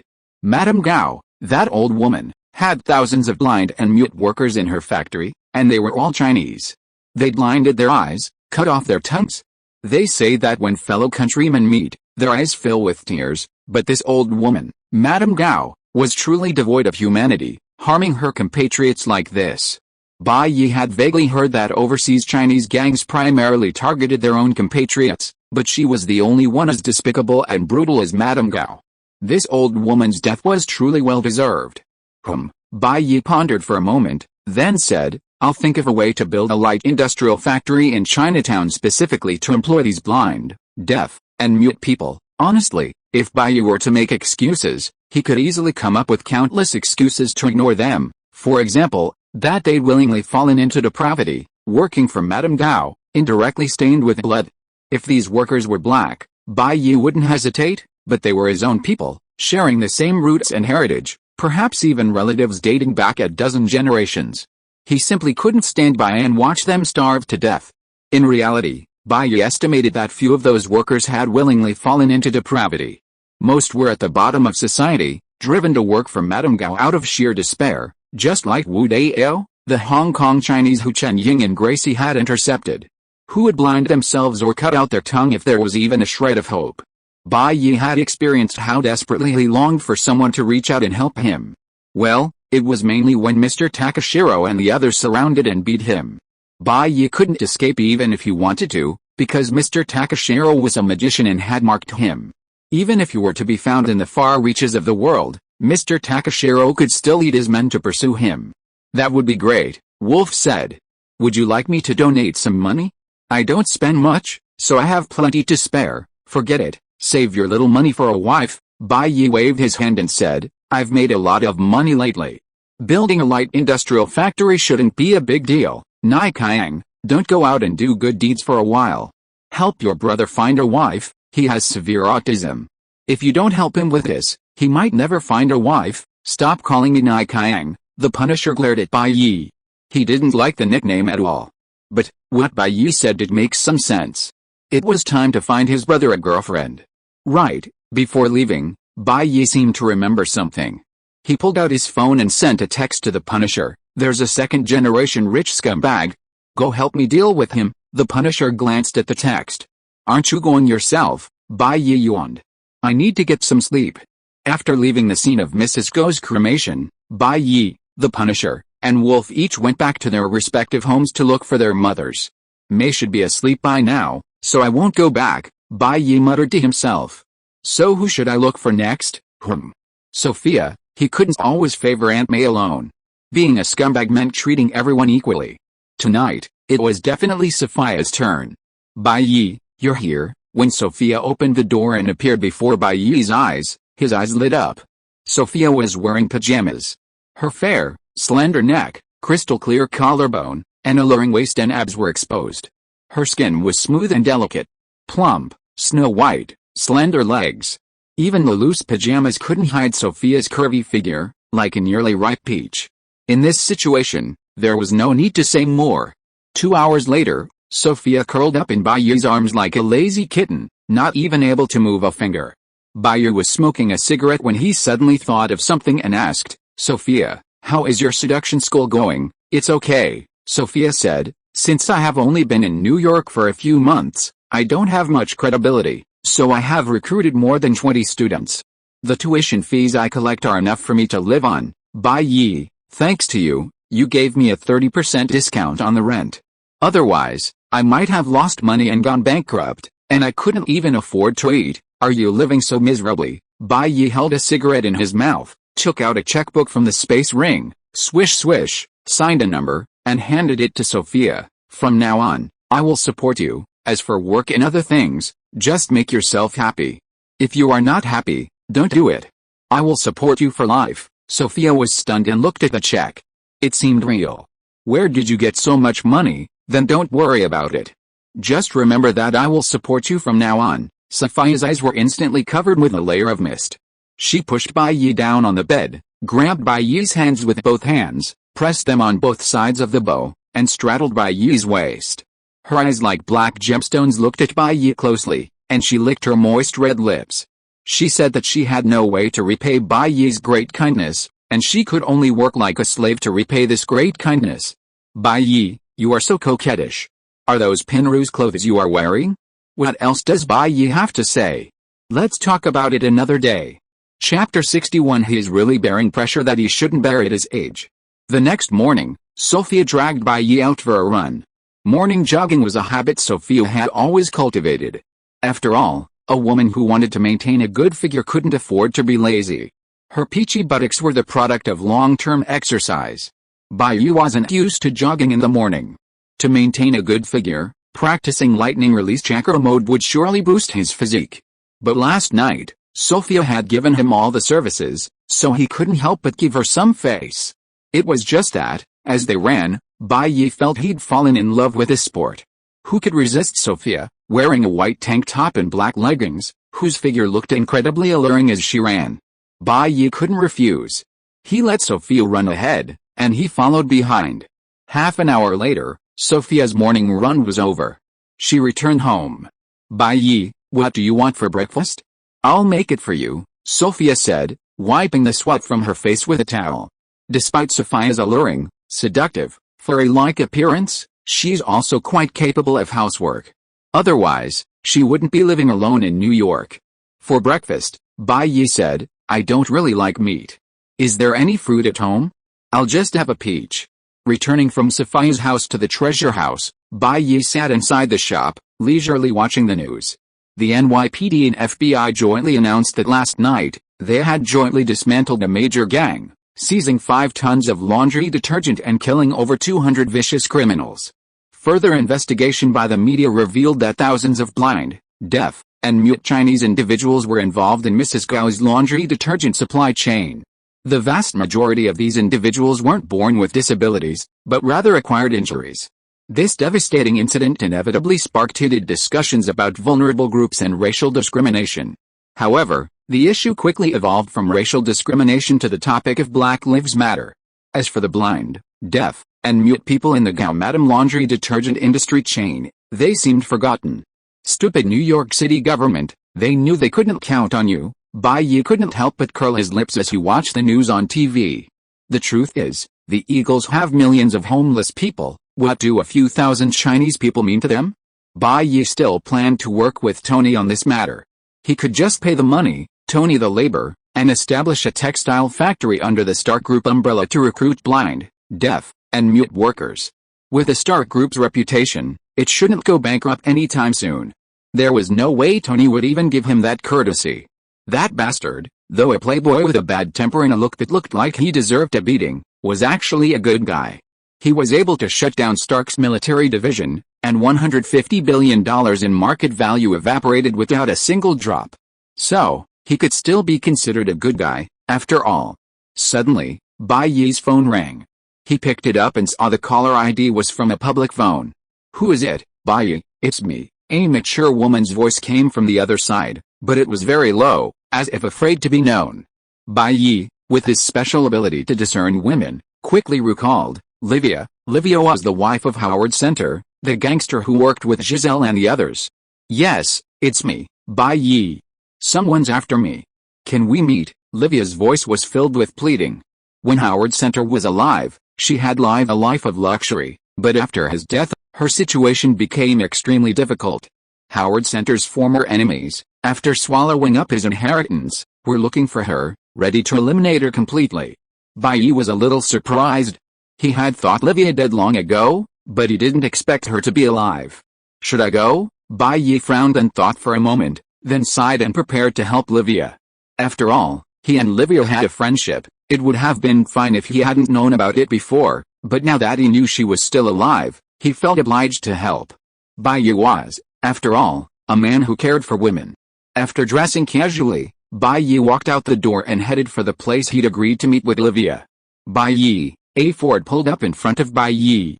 A woman sat in the driver's seat, wearing a mask and sunglasses, obscuring her face, but from her voice, it was clear it was Livia. Bai Yi got in. "Livia, what's going on?" Bai Yi asked. Livia succinctly recounted to Bai Yi how, on the day Giselle and the others murdered Howard Center, she had met a close friend at a spa and returned home a little late, thus escaping the incident. Later, she learned that her husband and son were both dead. Heartbroken, Livia dared not show up in her usual area. Fortunately, Howard Center had anticipated this situation and prepared a safe house. Livia had been hiding in a safe house for the past few days. She couldn't stay there forever, but she didn't know who else she could trust. Her usual social circle consisted of wealthy wives and family members who were members of the mafia. Beyond that, she knew no one. Bai Yi had just entered Livia's mind. "So, you asked me out so you could hide in my house?" Bai Yi asked. "Of course not. I wanted to ask if there was any way for us to safely leave the country," Livia said. "Just for this situation, Howard left me $30 million in emergency funds. If you and I leave the country together, we can both live comfortably for the rest of our lives." Bai Yi stroked his chin. Howard Center's money was all plundered by his gang, the blood and sweat of the people. If he used it for charity, it would be a great boon to him.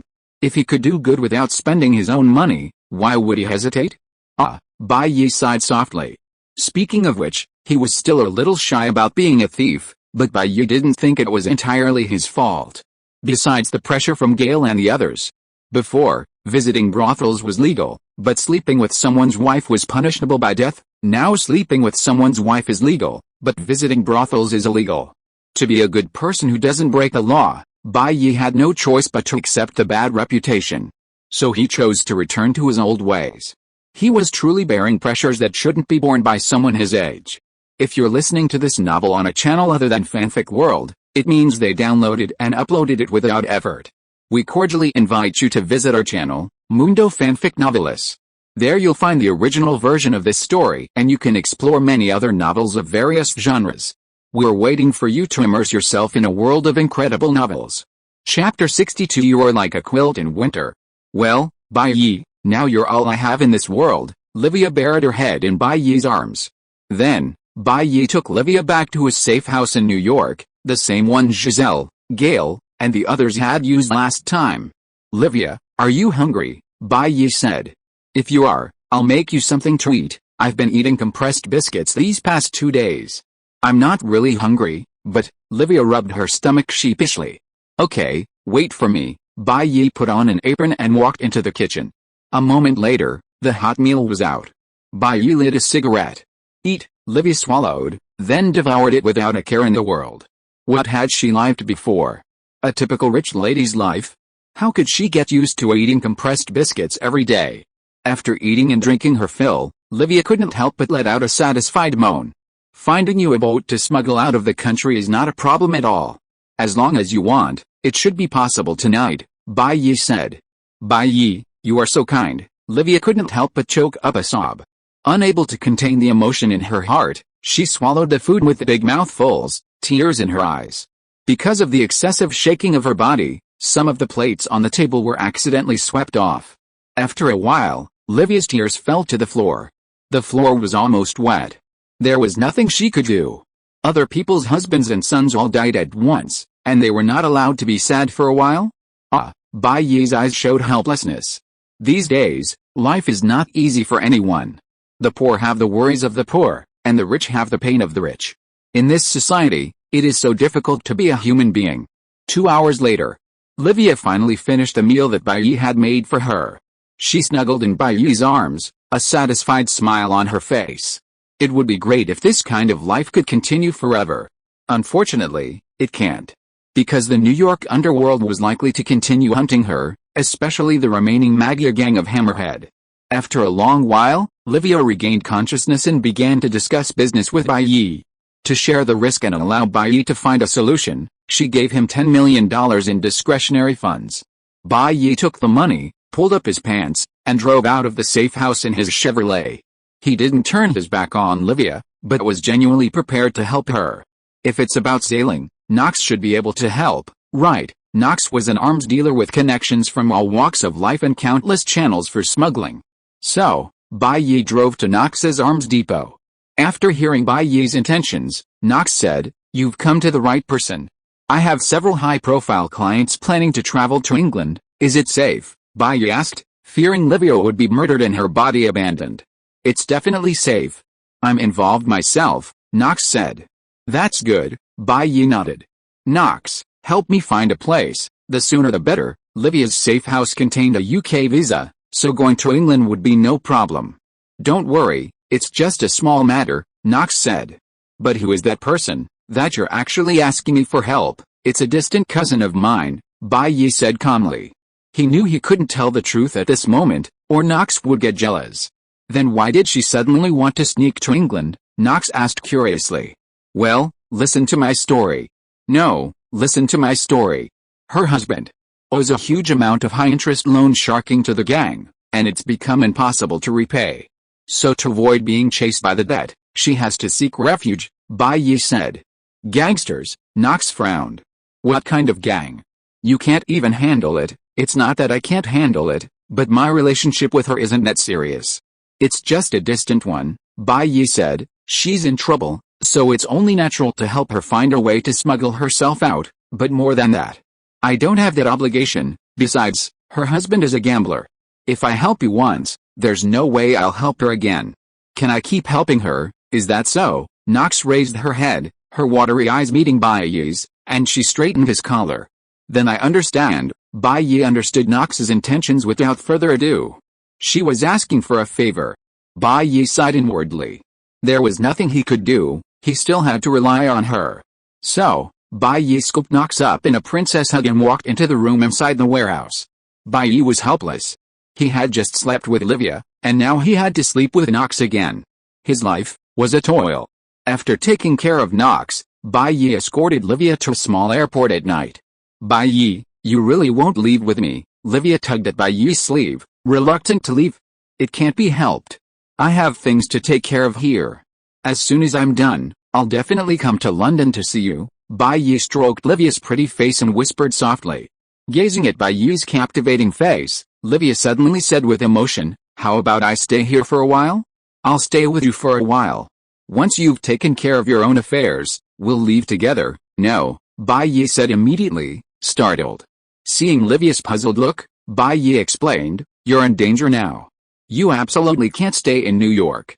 Your safety is more important to me than anything else, so I won't allow you to act so willfully, but I really don't want to leave you. Livia looked at Bai Yi with tears in her eyes.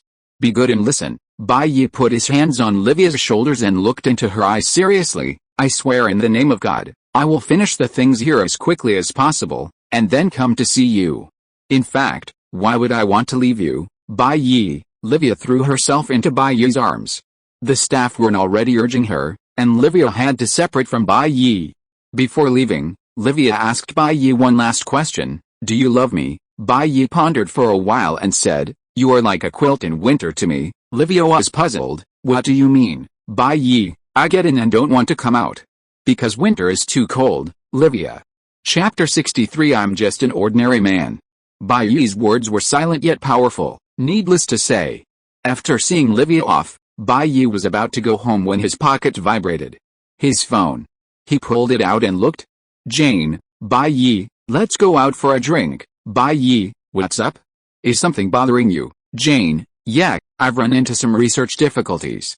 I haven't been able to overcome them, and it's frustrating. Bai Yi, don't push yourself too hard.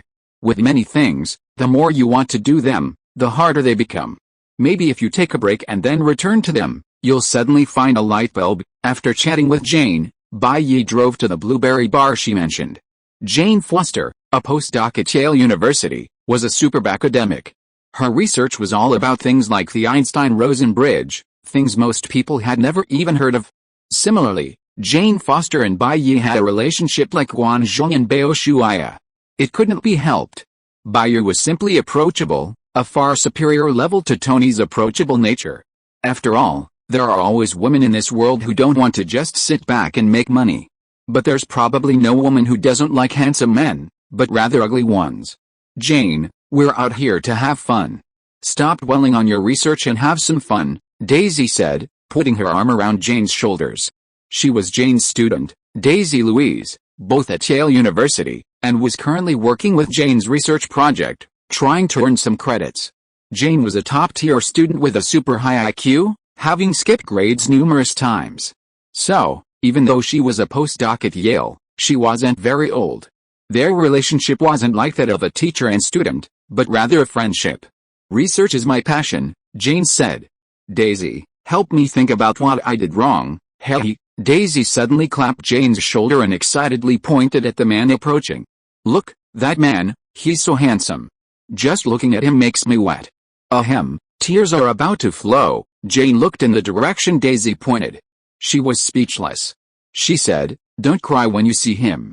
He's my boyfriend. Huh? Daisy's expression, utterly overcome with excitement, instantly collapsed. She'd originally thought she'd win this handsome man over at all costs. Unexpectedly, he turned out to be her teacher's boyfriend.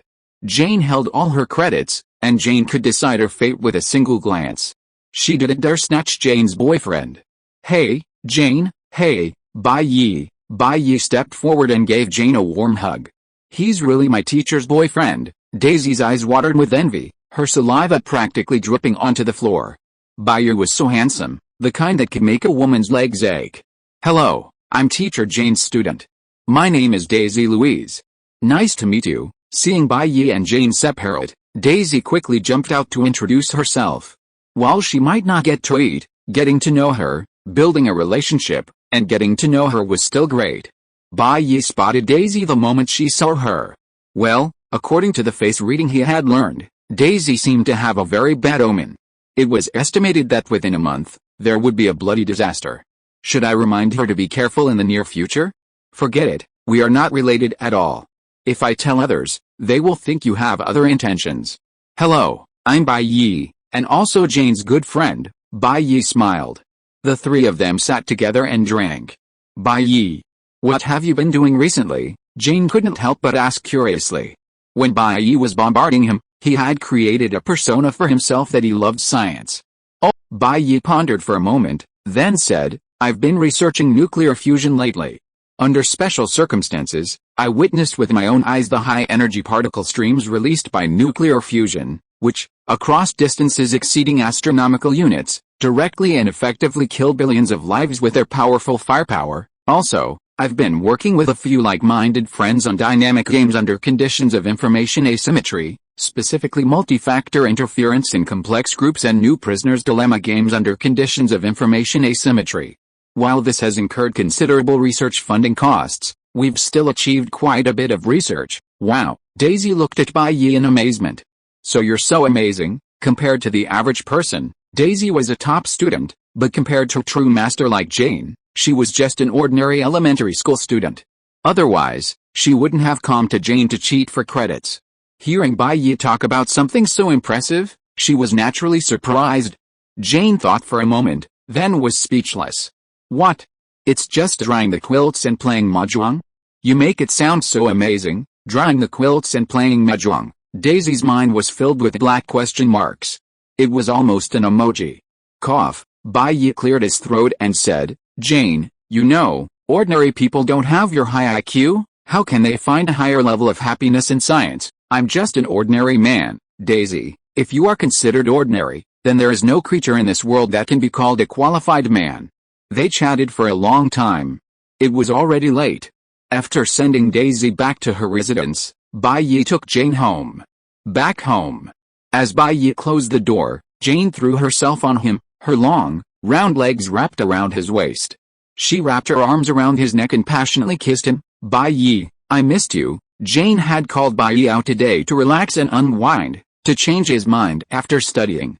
A truly cultured person knows no such thing as twists and turns, they are always straightforward. Jane, I missed you, too. Bai Yi embraced Jane's delicate form, kissed her passionately on the lips, and then lifted her up, carrying her to the bedroom. Truth be told, Bai Yi had been raised with a deep respect for education. The saying knowledge changes destiny lingered in his mind.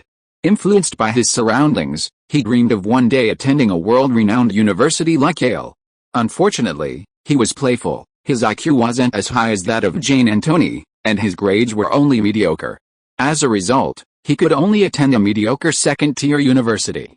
Now, although he cannot go to Yale University, Bai Yi feels honored that a doctoral student from Yale University can be his friend.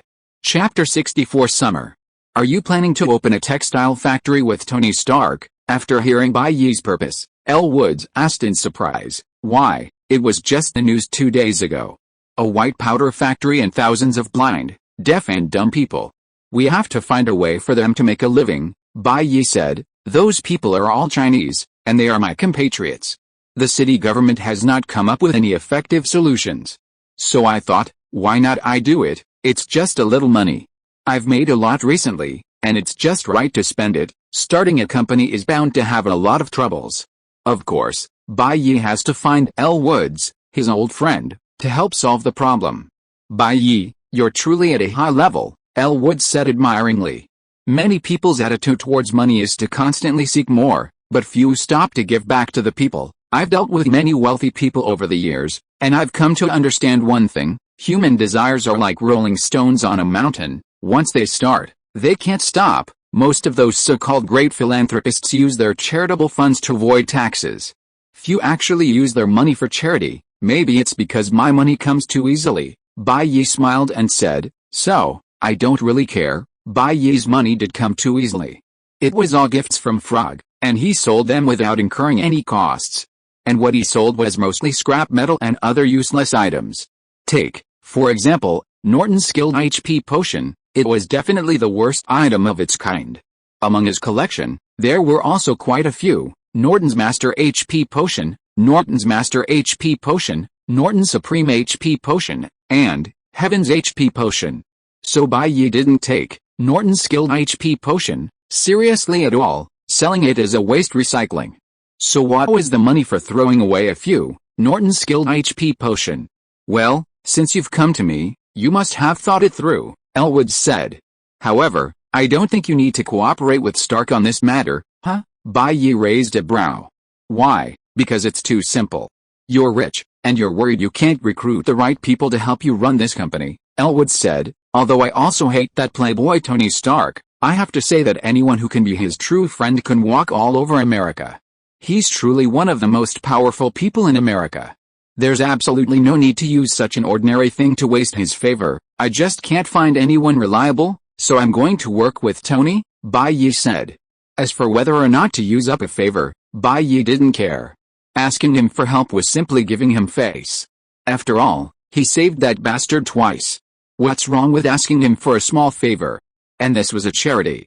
That bastard Tony was probably still feeling guilty about the people who died in the war at the hands of Stark's munitions. Giving him a chance to help others was a favor. You can't find the right person, but I can find one for you, Elwood said. You know, in my profession, I come into contact with all kinds of people. Some talented and decent people could definitely help you run this company. I can screen a few for you, and then you can choose them yourself. Is that okay? Bai Yi asked suspiciously. These people won't lose everything I invested in the company in a year or two, and then ask me to pay them back to keep it running, right? Honestly. Bai Yi didn't mind using the money from a few bottles of Norton's Skilled HP potion to help the blind, deaf, and mute, but he couldn't let him keep pouring money into a bottomless pit. His money didn't just come from the wind, it was earned through his hard work promoting and selling products. I'm checking for you, Elwood said.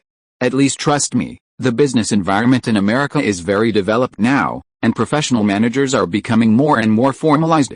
You're like many top companies, all run by professional managers, and I'll help you with the financials, so it shouldn't be a problem. Okay, then I trust you, Bai Yi nodded.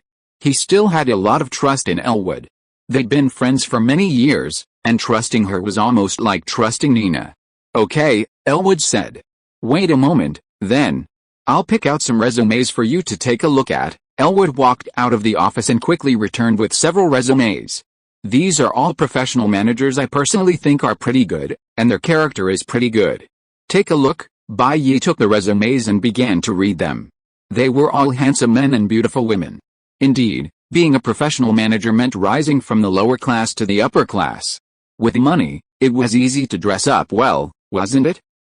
Maybe it would be better to find a beautiful agent, Bai Yi muttered to himself. Of course, it's not that I'm attracted to beauty or anything like that. It's more that women are more attentive and handle things more carefully, huh? As Bai Yi flipped through the resumes, he suddenly spotted someone familiar. This woman, Xiaoyan, Elwood said. She has entrepreneurial experience.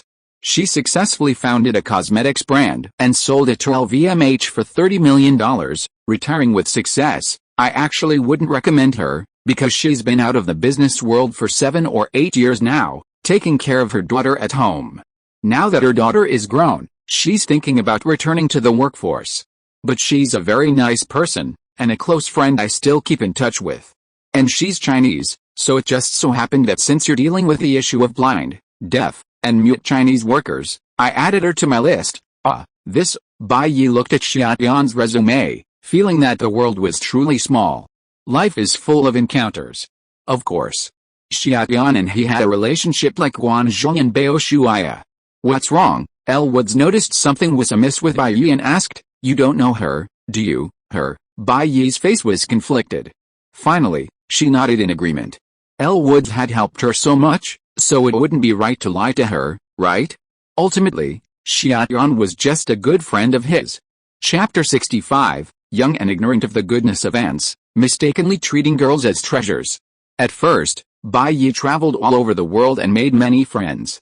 He also went back to Huaxia several times. Xiaoyan was the woman he met when he was in Shanghai.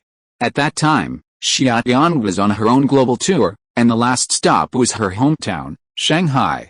According to Xiaoyan, when she was young, she met a scumbag. They broke up. And it was after the breakup that she found out that she was pregnant before marriage. In that era, getting pregnant before marriage was still considered immoral. But she didn't want to abort the child, so she had to go to America, to an environment where no one knew her, and gave birth to a child alone. Wandering around. Everything just passed by like that. It felt like in the blink of an eye, the child was in high school. She finally had the opportunity to live the life she wanted. Bai Yi pondered. I remember she told me the name of her ex-boyfriend who cheated on her. I think it was Ki Tongwei, Bai Yi. Elwood looked at him strangely. You know a lot of women, don't you? No, Bai Yi said quickly. You know, I'm Chinese, so I've been back to China a few times. It was there that I met Xia Tian. Actually, we haven't had any contact since I left. Well, Bai Yi was telling the truth. He and Xia Tian had spent a wonderful and romantic time in Shanghai. But Xia Tian didn't want a stepfather for her daughter Diana, especially not Bai Yi, who was almost 10 years her junior. So after the romance, Xia Tian regained his composure.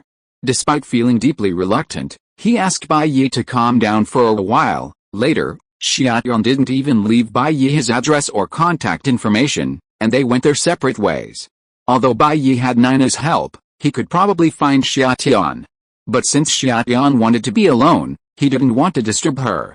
Forgetting each other in the world is a truly beautiful thing. Bai Yi, however, hadn't expected to find Xia Tian again among Elwood's best friends. Okay, then I'll choose Xia Tian, Elwood said. You look so dazed, your eyes are about to fall into your lap. How can you even look at other people's resumes, and if it's someone you know, you don't have to worry about them ripping you off. That was true. Bai Yi absolutely believed Xia Tian wouldn't cheat him. Or rather, even if she did, he'd be willing to let her do it. Isn't it as exaggerated as you say? Bai Yi said. I was just a little surprised to see someone I know. Elwoods was clearly a little jealous.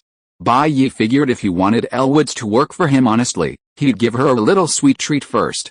He didn't have much else, he just had enough money to buy Elwood a few gallons of milk from the supermarket below the building. And so, about 2 hours later, Elwood, burping from milk, stopped pursuing Bai Yi's other questions. With a beaming smile, she led Bai Yi out of the law firm.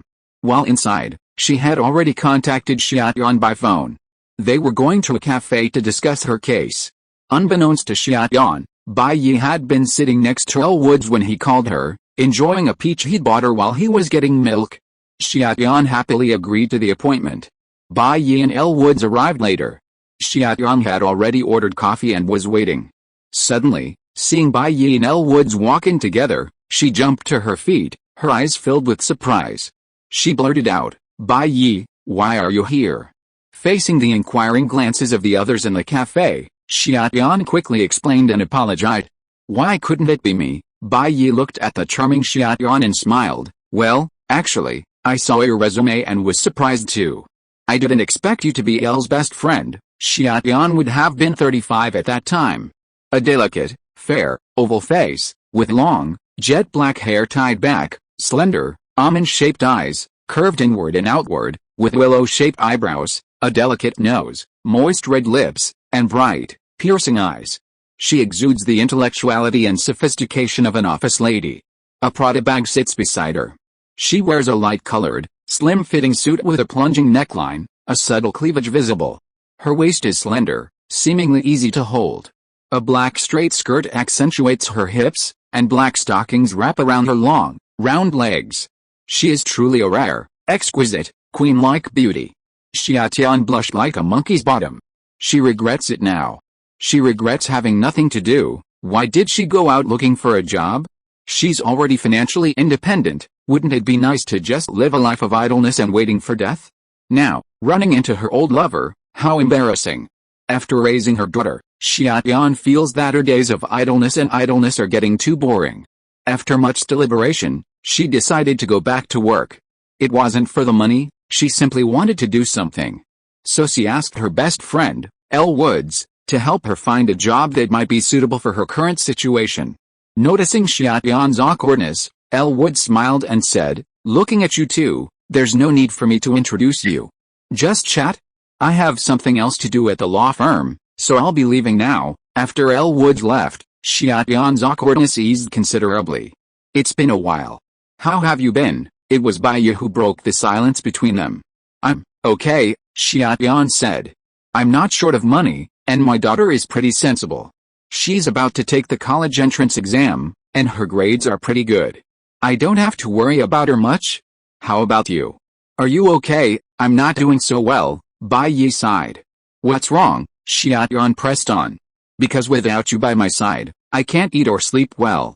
And because you said we should all calm down, I can't go to you, so I have to bear this pain alone, Bai Yi said. In the end, I had no choice but to turn my grief and anger into motivation, making some meaningless money to fill the emptiness in my heart. But the money kept increasing, over $1 billion, and it still can't fill the emptiness in my heart. I'm so miserable. Go to hell, Bai Yi amused Xia Tian. You've made over $1 billion, and you're still miserable? I want to enjoy this kind of pain. I think you came here just to disgust me, right? Xia Tian's smile was like a blooming peony, full of charm. Bai Yi was fascinated. Young people don't know the benefits of ants, and mistakenly regard young girls as treasures. Chapter 66. Life is difficult, so we need to help each other. Of course, those who can afford it should help more homeless girls. Life is difficult, and we all need to help each other. We shouldn't be too selfish. Bai Yi didn't want to be called a stingy, selfish person. And you're exaggerating. Besides making money, you probably haven't had many girlfriends, have you? Xia Tian probed. I see you and Neil seem to have a good relationship. Between you two, isn't it? Bai Yi's face was serious. Sorry, I never gossip about people behind their backs, Xia Tian. Damn it. That bastard. Everything he said changed in his mouth. Even she, a mother and a woman in her 30s, couldn't handle Bai Yi's constant stream of dirty talk. Okay, let's get over this and get down to business. Xia Tian raised her hand to signal a halt. She didn't want to argue with Bai Yi about dirty talk anymore. No matter how they talked about it, Bai Yi would always veer off into some unbelievable angle. They were all adults. Some things didn't need to be questioned. Just turn a blind eye and let it go. After Bai Yi's banter, the unfamiliarity and alienation that had lingered between the two men after not seeing each other for so long gradually dissipated. Flirting is always the best way to liven things up. Okay, let's get down to business, Bai Yi said, turning serious. Xia Tian, did you hear about that cocaine factory in Chinatown that was busted a while ago by a joint operation between the NPYD and the FBI and the thousands of blind, deaf-mute workers they uncovered? Of course, Xia Tian turned serious. I heard it was done by Chinese gangs themselves. These people are so unscrupulous, they deserve to be shot 100 times, perhaps influenced by old overseas gangster films like Chinese Hero, as well as some fabricated gangster literature and street vendor literature. Many people have developed a cult of overseas Chinese gangs. Many people imagine overseas Chinese gangs as chivalrous, skilled fighters, tough, and united, even serving as a protective umbrella for overseas Chinese and the embodiment of chivalrous heroes. In reality, however, the current situation regarding overseas Chinese gangs is quite the opposite. Gangs are called gangs because they don't do good things. The reality is that overseas Chinese gangs are essentially dependent on local mafia powers, relying on their influence and succumbing to their demands.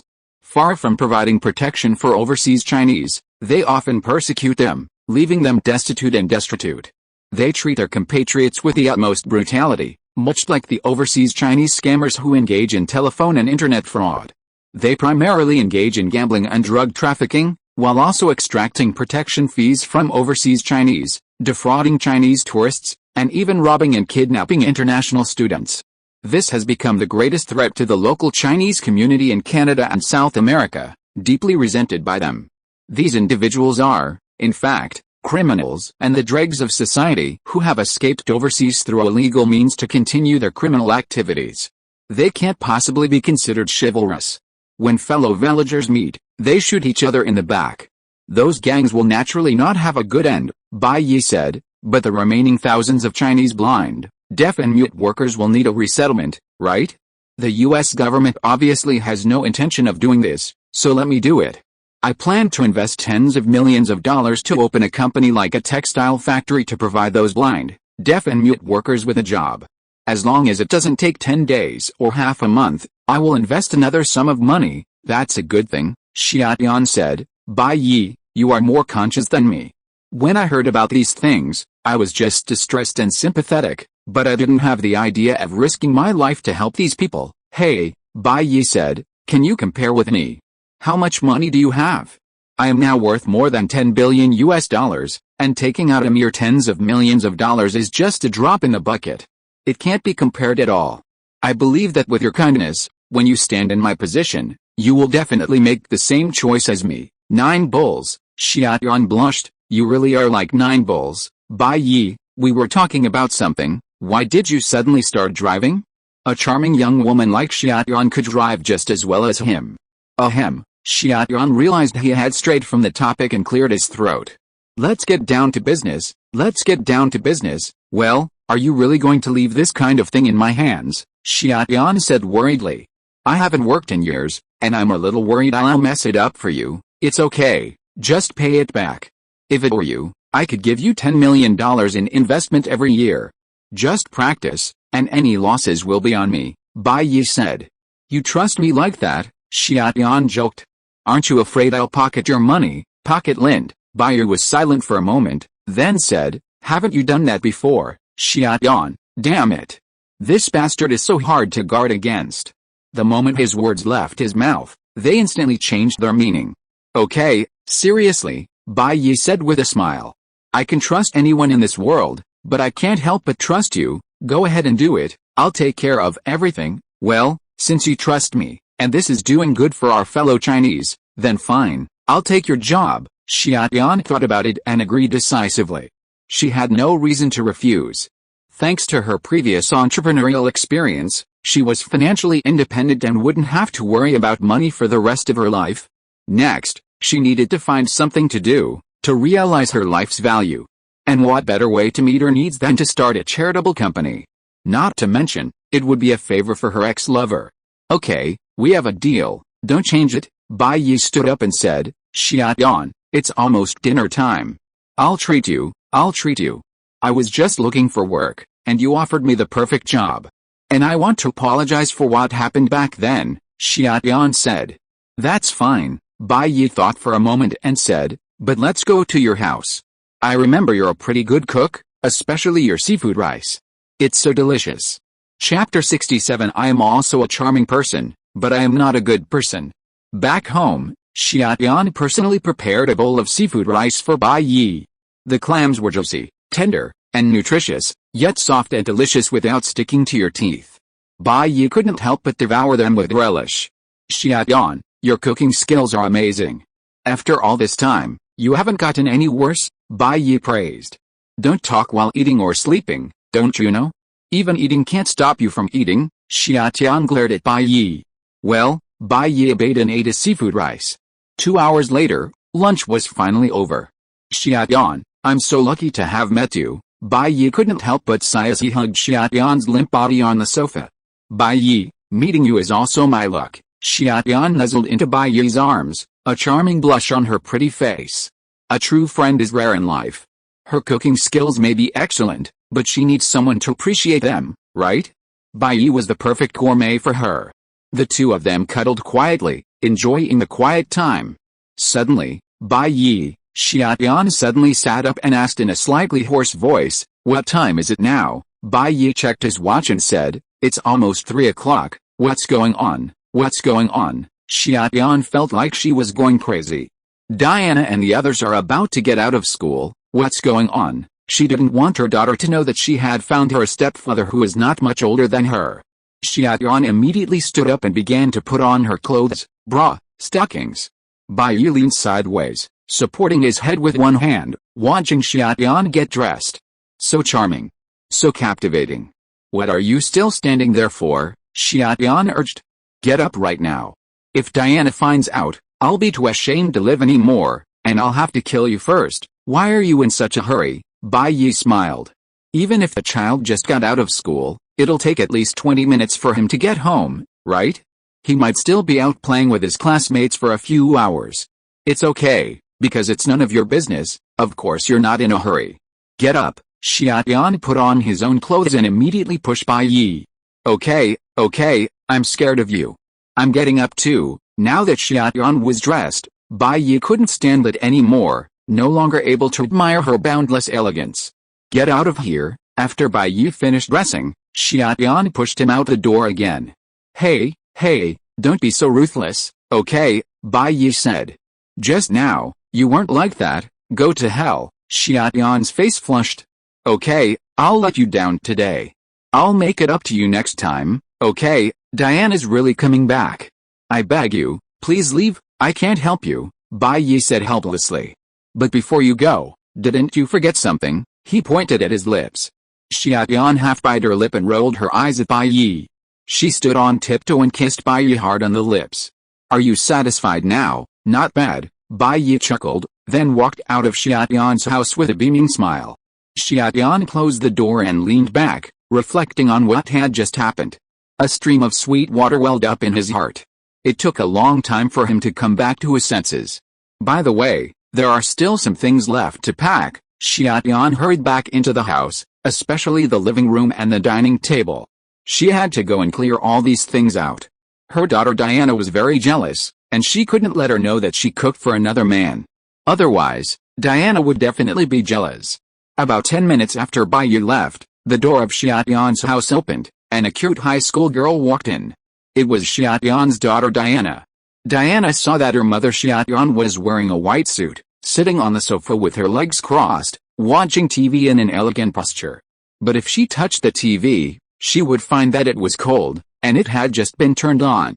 Diana, you're back. At this time, Xiaoyan turned around and smiled as if she had just discovered that Diana had returned home. Well, Mom, Diana looked at Xiaoyan curiously. You look good today. Like, you're 10 years younger. Yeah, Xiaoyan said calmly.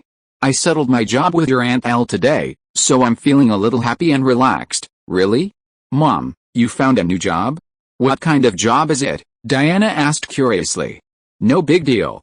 I'm setting up a charitable company that hires blind, deaf, and mute people for jobs. It's not for profit. That's great. This kind of job is perfect for you, Mom. Yeah, Diana shrugged as she walked into the living room. The smell in the room seems a little strange. Xiaoyan was panicking. Unexpectedly, even spraying tons of air freshener couldn't cover it up. But she was, after all, a successful entrepreneur with a strong mental fortitude. She said calmly, oh, well, at noon, I was trying to practice my cooking and made some seafood. I got so caught up chatting with your Aunt Elle that I forgot about what was going on in the kitchen and ended up burning the food. That night, after dinner, Parker went upstairs to study. Aunt May said to Bai Yi, who was still tucking into her food, you've been so busy these days, you didn't forget.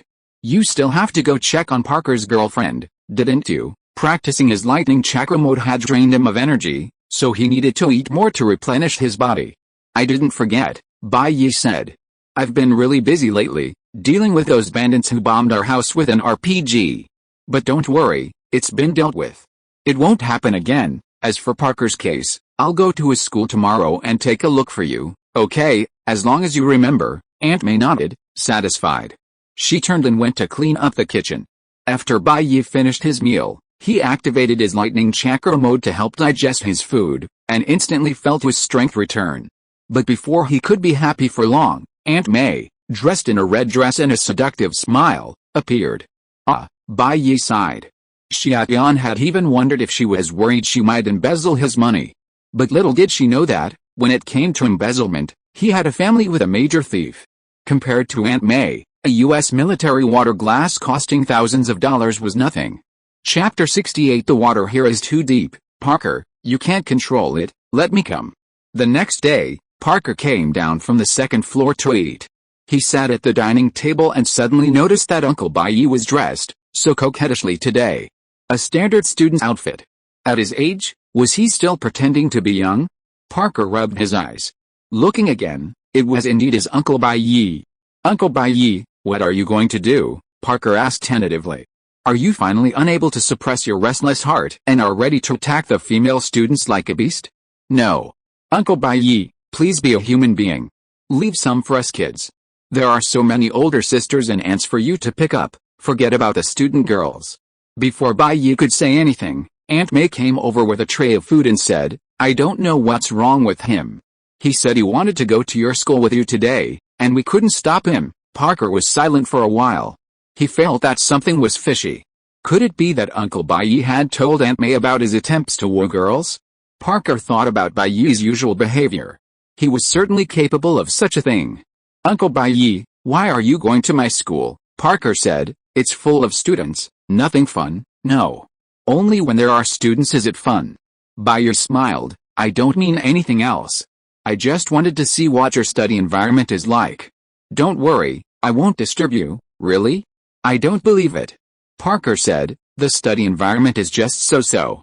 Everyone's busy studying every day, rushing to and fro, living a life of going back and forth. He tried hard to stop IE from going to school with him. But Alice, he couldn't stop him. Parker, eat faster, or you'll be late for school, Aunt May intervened. What else could Parker do? He probably knew it was Aunt May who wanted IE to go to school to see the girl he was pursuing, to use his eyes, who had seen countless women, to identify Ken. After dinner, Parker, with a look of despair on his face, took IE to school. In the early morning, the slanting sun gradually cast a golden glow. Light filtered through the thin mist, gently pouring down upon everything. Midtown High School. It was rush hour. At the school gates, groups of youthful students, brimming with youthful energy, streamed in, their laughter filling the air. What a familiar, yet nostalgic place. IE felt as if he had been transported back in time. Wow, those legs are so white. A beautiful female student in a miniskirt passed between them. Her long, dazzling white legs instantly caught IE's eye, and he pulled Parker aside. Parker, the joys and sorrows of life are incomprehensible, and I just think Uncle IE is being noisy. That figure is pretty good, too. IE walked with Parker, occasionally commenting on the girls as they passed. Fortunately, IE didn't speak loudly. Otherwise, Parker would have collapsed under the weight of being perverted alongside IE. But Parker, there should be some school bell in your school, right? IE put his arm around Parker's shoulders and said, can you tell me more about it, Uncle IE? Could you please be a little more reserved? Parker said helplessly, it's really hard for me to be like this. Parker, you've changed. IE looked at Parker, his face filled with heartbreak. You're no longer the obedient and sensible child you used to be. Now you're actually starting to dislike your Uncle IE. Parker, a girl's voice called out from behind, giving Parker a sudden start. It was Ken's voice. Uncle IE, whatever you want is fine. I'll do whatever you want when we get home, but now, give me some face, Parker said, secretly tugging at IE's sleeve. IE gave him a reassuring look and an okay sign. Parker's face instantly spread with what he considered his most charming smile, and he turned away stiffly. Hi, Ken, what a coincidence. We meet again. Ken walked over quickly, his face filled with his most youthful and beautiful smile. She had a delicate, fair complexion, long eyebrows, and a straight nose. She was a natural beauty. Parker had excellent taste. It was clear this girl had a crush on him. Parker, who is this? Ken looked curiously at IE, who was standing close to Parker. Oh, I'm Parker's cousin. Just call me IE, IE said. I'm currently conducting a social research project, so I need to spend a day on campus as a student. Ken looked at Parker. Parker nodded painfully. IE, you must be Ken, right? Actually, Parker, when we were home, kept talking about you. He said you were gentle, kind, beautiful, generous, and that you helped him so much. What a good kid. No. Ken shook his head shyly. It was Parker who helped me so much. My grades weren't great, and it was all thanks to Parker tutoring me. Oh. The truth. Parker was leaving early and coming back late because he was tutoring his girlfriend. Sure enough, this kid has the same charm as his uncle back then. IE was clearly a social butterfly. After a few words with Ken, they quickly bonded.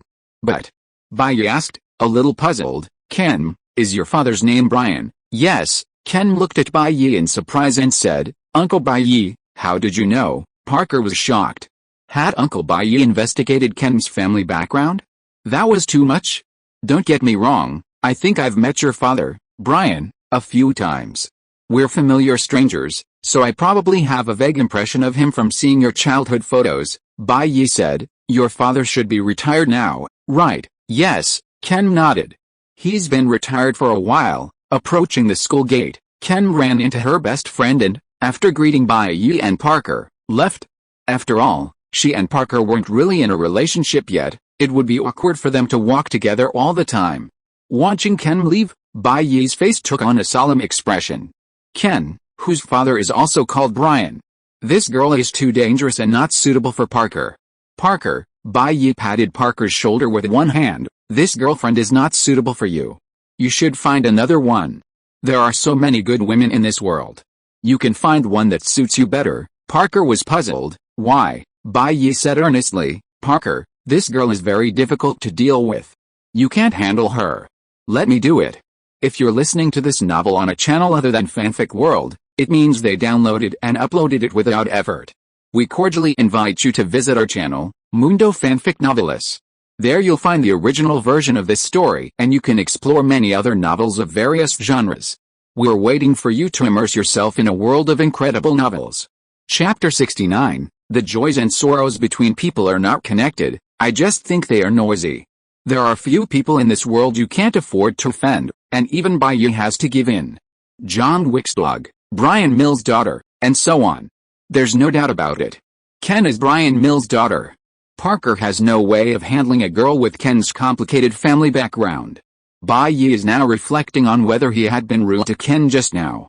Of course, it wasn't because he was afraid of her father, it was simply because Bai, always a gentleman, didn't want to act inappropriately around a girl.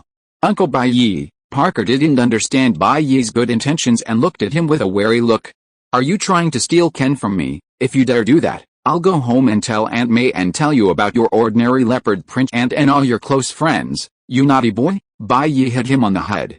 Are you threatening your Uncle Bai? Bai was furious.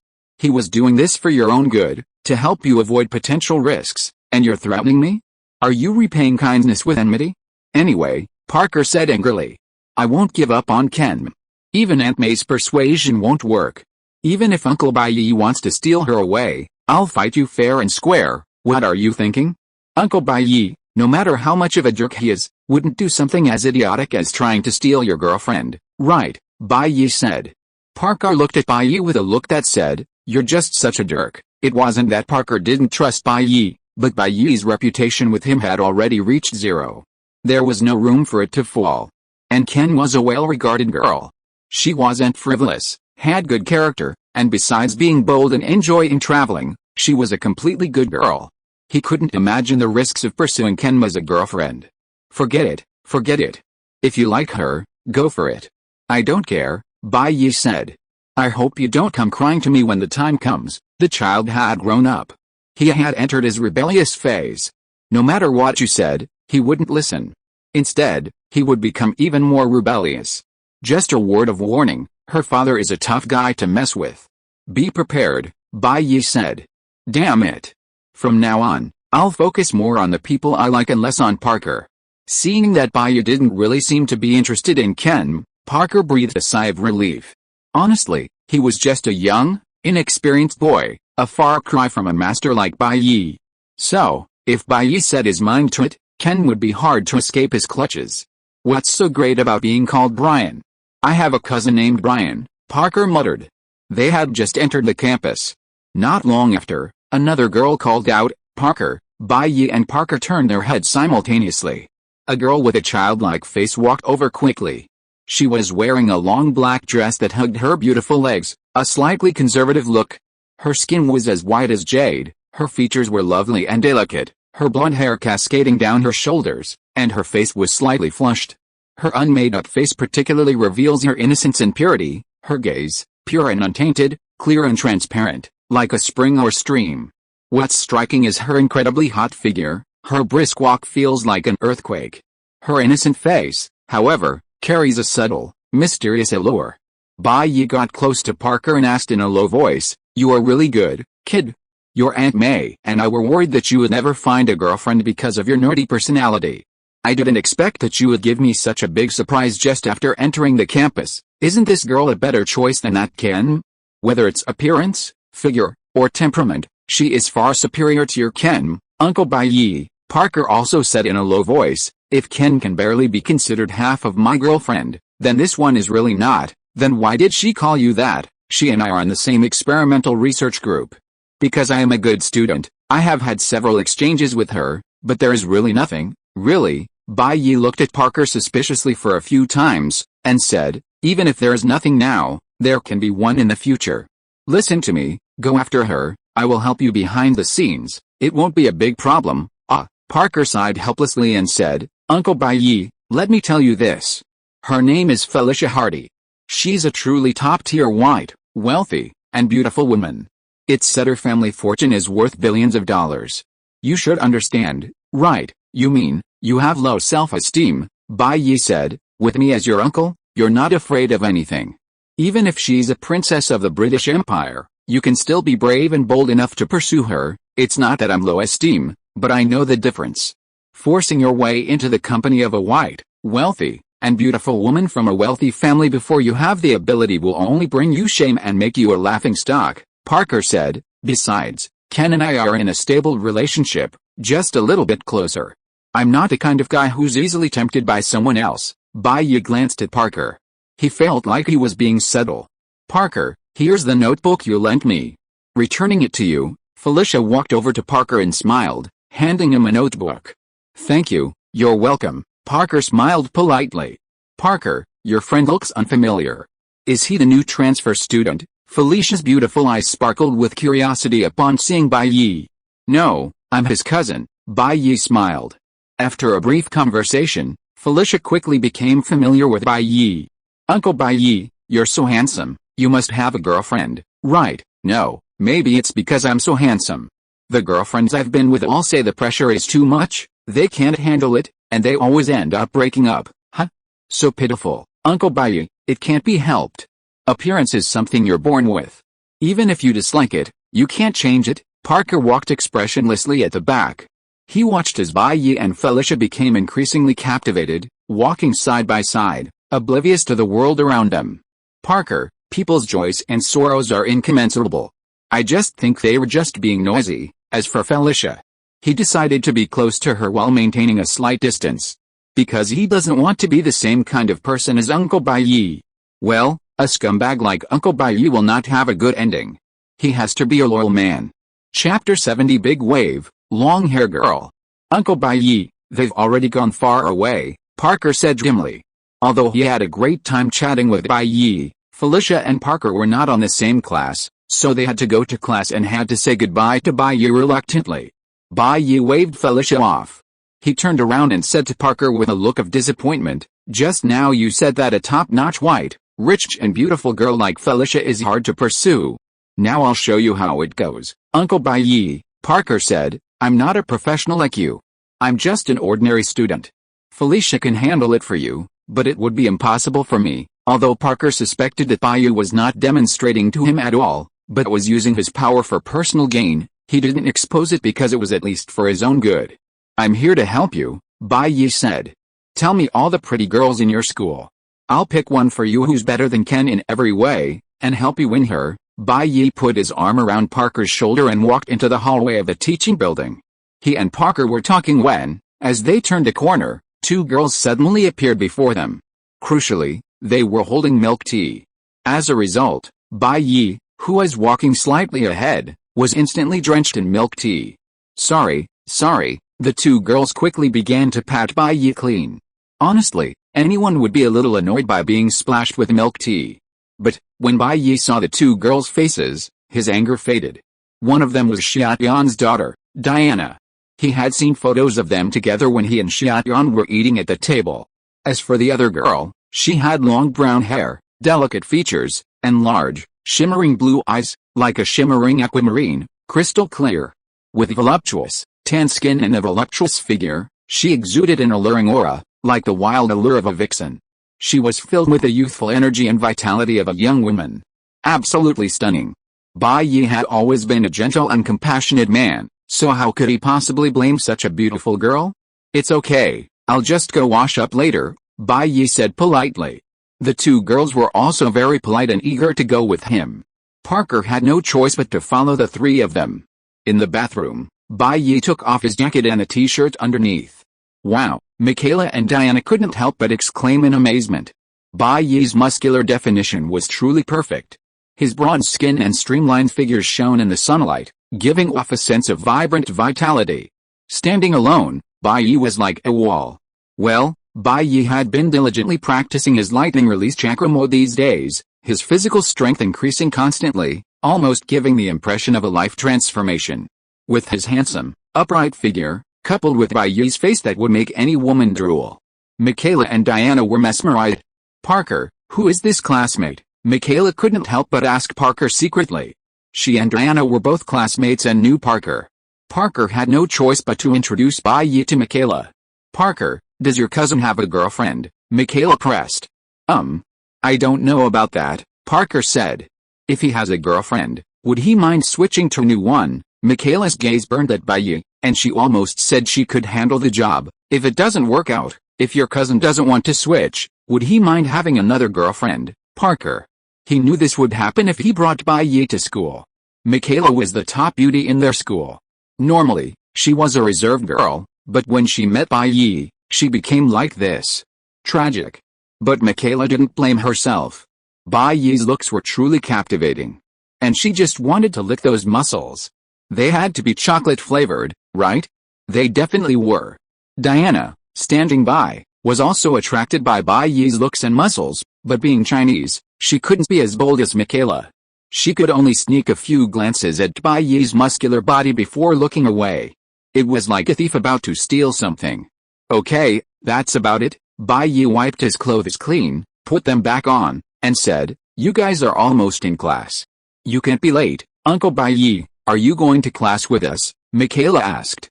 Why, no, Bai said with a smile.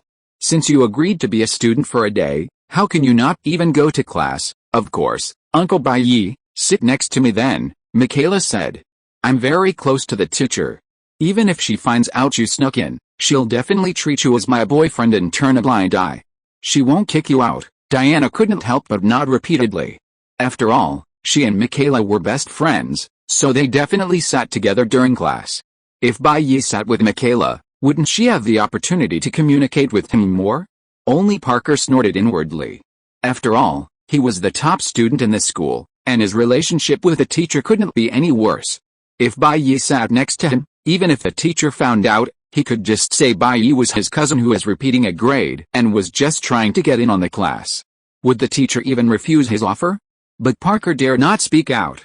With his emotional intelligence, he knew that if he interrupted at this moment, Michaela would probably beat him up. We'll talk about it later, Bai smiled. The four of them walked towards the classroom.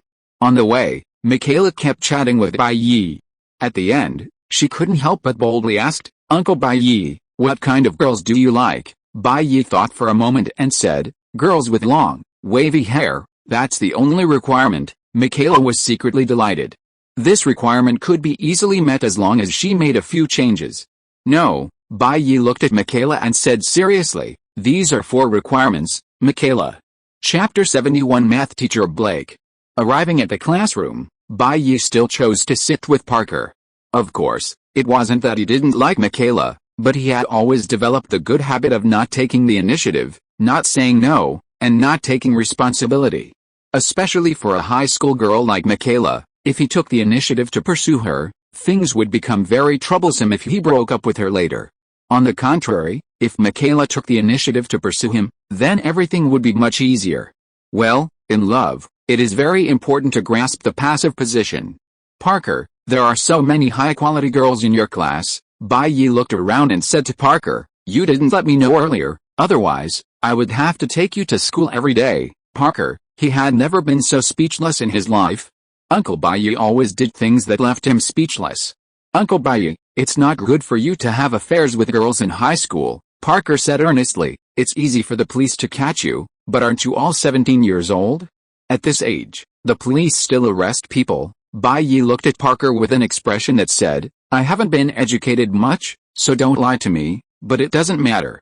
Uncle Bai knows a lot of people, such as NYPD, FBI, CIA, Department of Homeland Security, or SHIELD, so it's okay even if you break the law. With me protecting you, you can do the same in the future. Although I can't let you rise to the top and become the mayor of New York tomorrow and the mayor of New York a week later, no matter how many people you take turns having affairs with, I will keep you safe. Parker, Uncle Bai, tell me the truth. The people from NYPD, FBI, CIA, and Department of Homeland Security you said you know, aren't they all women? How could it be? Bai said without blushing or panting. Haven't you seen that Mediterranean Callison who came before? Is he a woman? Parker thought about it, and it seemed so. Although Uncle Bai had many female friends, he also had a fair share of male ones, such as the playboy Tony Stark, who was Uncle Bai's good friend. The bell rang. A female teacher walked in, wearing high heels. She had a fair, beautiful face, aquamarine eyes, delicate features, and fine skin. She was tall and dressed in an office lady's outfit. The belt cinched her slender waist, and the dress enveloped her round, plump hips, giving her a perfect figure. Her long thighs were clad in white stockings. She was truly graceful. "Parker, I suddenly think you're right," Bai Yi slapped him on the shoulder and said, "I'm an adult now. I shouldn't be dating girls, I should be dating adults." Parker had already noticed that Uncle Bai Yi's eyes were fixed on their math teacher, Blake. He slapped himself in the face. "Are you planning to date my teacher again? Uncle Bai Yi, can you please be a human being?" "Parker, tell me who this teacher of yours is," Bai Yi asked eagerly. "She's our math teacher, Blake Hobbs," Parker patiently explained. It was much better for him to hunt female teachers than female students. Hobbs, the image of a bald man popped up in Bai Yi's mind. Could it be him? Whatever. Even if it was, I've already confirmed he's my father-in-law. In class, Blake's aquamarine eyes would occasionally steal glances at Bai Yi as he lectured. Handsome men like beautiful women, and beautiful women, of course, like handsome men. With Bai Yi's looks, women could easily come and harass him. "Classmates, that's all for today. Let's take a quiz." Blake handed out the test questions. Holy crap, Bai Yi was a little confused. He'd just come to class for free, and he was actually being tested? This instantly brought Bai Yi back to the shadow of his advanced math teacher's dominance. A background music track echoed in his mind. My answers are in disarray. At the moment of the bell ringing, I write L'Hôpital's rule with my trembling right hand. The white doves playing outside the window are happy by the lake, and I explain in fragments. Why is it differentiable? Is there a limit? Suppose, replace the infinitesimal. What's wrong? It's wrong. It's strange, the formula is getting longer and longer, and the unknown number can't be eliminated. The function in the interval is discontinuous here. What's wrong? I'm overwhelmed. Where are the questions I've finished? Oh no, I made a mistake. I'm out of scratch paper, Russell and Lagrange-Cauchy theorem, and Taylor. I don't even remember why those indistinguishable formulas work. There was no other way. Things had come to this point, and Bai Yi had no choice but to force himself. He opened the test paper and took a look. As shown in the figure, in the tetrahedron PABCD, ABCD, BAP equals CDP equals 90 degrees 1. Prove, plane PAB is perpendicular to plane PAD, 2. If PA equals PD equals AB equals DC, APD equals 90 degrees, find the cosine of the dihedral angle APBC. Bai Yi looked at the test paper and fell into thought. 1. From the known information, we can get PAB, PDCD, and then from ABCD, we can get ABPD. Using the judgment of perpendicularity between lines and planes, we can get AB plane PAD, and further we can get plane PAB plane PAD. 2. From the given information, we know that quadrilateral ABCD is a parallelogram. From 1, we know that AB plane PAD, and we know that AB, so quadrilateral ABCD is a rectangle. Let PA equals AB equals 2A, then AD equals 22A. Take O as the midpoint of AD and E as the midpoint of BC, connect PO and OE, take O as the origin, and establish a spatial rectangular coordinate system with the lines OA, OE, and OP as the X, Y, and Z axes respectively. Find a normal vector to plane PBC. Then prove that PD plane PAB, and we know that vector PD is a normal vector to plane PAB. From the cosine of the angle between the two normal vectors, we can get the cosine of the dihedral angle APBC. Hey, I can do it after all. Bai Yi began to write furiously on the test paper. Parker next to him looked at him with a confused look on his face. He had always thought that Uncle Bai Yi was unlearned and that he would have to copy his own test paper at the end of the test. He didn't expect Uncle Bai Yi could actually do it himself. Student Parker, do your own homework and don't look around, Teacher Blake kindly reminded Parker. Parker's face flushed instantly, and he quickly lowered his head to work on his own test. The bell rang. Okay, time's up, Blake said with a smile. Please hand in your papers, everyone. The student next to Parker, that's you. Please bring the papers to my office for me. Thank you, Bai Yi was startled. Then he smiled. It seemed that Teacher Blake was preparing to teach him some profound knowledge in private. Blake, from the fusion of San Andreas and Layover, is played by Alexandra Daddario. Also, it will be available tomorrow at noon, so updates will not be made after midnight tonight. They will be moved to tomorrow at noon. Chapter 72, Dare to Speak. Pugy is about to be released. It has over 20,000 collections, all thanks to the support of readers. It's a pity that I'm not a woman, otherwise I could give readers a good time. Wait, it seems that there is still a chance. Readers, please give me a subscription. Let me scrape together some money and go to Thailand. When I come back, I will definitely give you a favor.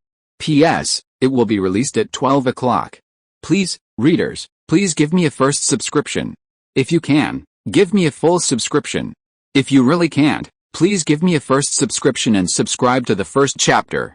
It only costs 10 cents, but it is related to the life and death of Pugy. I beg you all. Chapter 73. This landlord is really wild. Shortly after Bai left the treasure house, a blonde woman approached the Amway treasure house. She cautiously peeked in and asked, "Hello, is anyone here?" "Hello." Aunt May, who was cleaning inside, emerged. She looked at the blonde beauty and asked with a smile, "How can I help you? I heard there were houses for rent here, so I came to take a look," Sharon Carter said with a smile. Bai had bought an entire building, which was definitely too much for one person to live in, so of course there were rentals. But a while ago, Carlson and his SHIELD team vandalized the place, and the gamblers sent their RPGs to bombard it. Many people move out overnight, not even asking Bai to return their deposits. The landlord's methods were truly unscrupulous, offending both the underworld and the law, and yet he still managed to stay alive. Such a person. Rash, you want to rent a house here? Aunt May was a little surprised. Haven't you heard? There's been quite a bit of trouble around here lately, with the exception of a few fearless individuals. Most of the building's residents had moved out. Really? Sharon Carter said. But I heard the landlord here has a strong background, so no one dares to harass anyone nearby. That's what I value. She winked at Aunt May. I've been getting harassed by some pretty troublesome people lately. Aunt May nodded, understanding. Indeed. Considering the woman's looks, it was perfectly normal for her to be harassed by troublesome men. If you really want to rent a room here, it's not impossible, but let me tell you, there are some risks. Aunt May was a very kind person. She certainly wouldn't hide the risks or trick people into renting a room here just to collect rent. That's not something she would do. Don't worry, I've heard some things, but I think they were just accidents. I don't think there's another shell in a crater, so I'm not too worried about it, Sharon Carter said. After Aunt May showed Sharon Carter the vacant room, she expressed her satisfaction and wanted to sign the contract with Aunt May on the spot. Her enthusiasm was so overwhelming that Aunt May had no choice but to accept her deposit and 3/10 of the rent and sign a lease with her. Aunt May was Bai's acting landlord, so she had the authority to sign the contract. Aunt May's $10,000 monthly salary wasn't earned for nothing. She was Bai's store manager, nanny, and agent all rolled into one, even working the night shift. After Aunt May left, Sharon Carter's gentle smile faded, a calm expression etched in her. She pressed a microphone. "Sir, I've successfully infiltrated the enemy. Carlson, you've done well. Next, you can build a good relationship with that woman named May. If there's anyone in this world who can influence the target, it must be May." "Yes, sir." "Carlson, from now on, you'll be in a covert mode. You'll only need to report back once a month. While covering the covert, observe the target's every move, build a close relationship, and ideally become their friend. Finally, when the target's life is in danger, you must defend them with your own life." Burn is an extremely powerful, stable, and controllable superpower, possessing immense value. Nick Fury knows that the world faces constant threats. Although SHIELD and Burn are currently on shaky ground, at certain critical moments, the world will need Burn, so Burn's safety must be guaranteed. Burn may be powerful, but there are always those who stumble. Just like Black Widow, who has now joined Stark Enterprises. "Yes, sir." Bai, holding the test paper, followed Blake into her office. "Teacher Blake, I'll give you the exam then." Bai placed the test paper on Teacher Blake's desk. Seeing Bai turning around to leave, Blake quickly called out, "Wait a minute." Bai turned around, a look of as expected on his face. "I'm so young, but I've been under so much pressure that I shouldn't have to bear at my age. But I have to listen to the teacher's words." Bai has been an obedient child since he was young. "Teacher Blake, is there anything else I can help you with?" Bai turned around again and chuckled. "No, there's nothing I can help you with, but," Blake blinked and said, "you're not a student in my class, are you?" Honestly, with Bai's looks, It's impossible for a woman to forget them once she's seen them, so how could Blake not remember that Bai wasn't her student? That's not true. Bai smiled and said, actually, I'm Parker's cousin. He repeated his social research story to Blake. So you're Parker's cousin? No wonder I've been seeing you two whispering to each other. Blake suddenly realized. Bai, it's a good thing you're here. Why don't I tell you about Parker's performance here? Okay, Bai said. Besides doing the social research, I also wanted to take a look at Parker's learning environment. After all, parents have so much to worry about. Actually, Parker's a well-behaved and sensible kid. We don't need to worry too much, Blake said. And with his potential, he has a good chance of getting into Harvard. As he spoke, Bai suddenly noticed a PSP on Blake's desk. Blake said she'd gotten it from a student. The two exchanged glances. Inside the room, the sounds of a game began to emanate. The intense electronic sounds were captivating. Fortunately, Blake's office had good soundproofing. It went unnoticed that Blake, a teacher, was actually sitting in the school playing games with a student's parents. This was outrageous. He'd been telling students not to play games, and yet, as a teacher, he was playing? Suddenly, Blake's phone on his desk rang. Bai and Blake both froze, stopping their games. Blake had to free one hand to pick up the phone. Hello, baby, when do you get out of school? A woman's voice came from the other end. I'll pick you up after school, in half an hour, Blake said, his voice a little hoarse. What's wrong with your voice? Oh, nothing. I just choked on some water. Is it serious? Meg asked quickly. Nothing, Blake said vaguely. That's good. Alright, honey, I have something else to do. I won't say any more. By the way, the toys I bought for you and me arrived tonight, Meg said ambiguously, hanging up the phone. Bai looked at Blake, who looked sheepish. After a long while, he could only sigh like Uncle Da. Thank you for your hard work, my wife. Chapter 74. She is my new good friend. Bai, don't misunderstand, Blake quickly explained.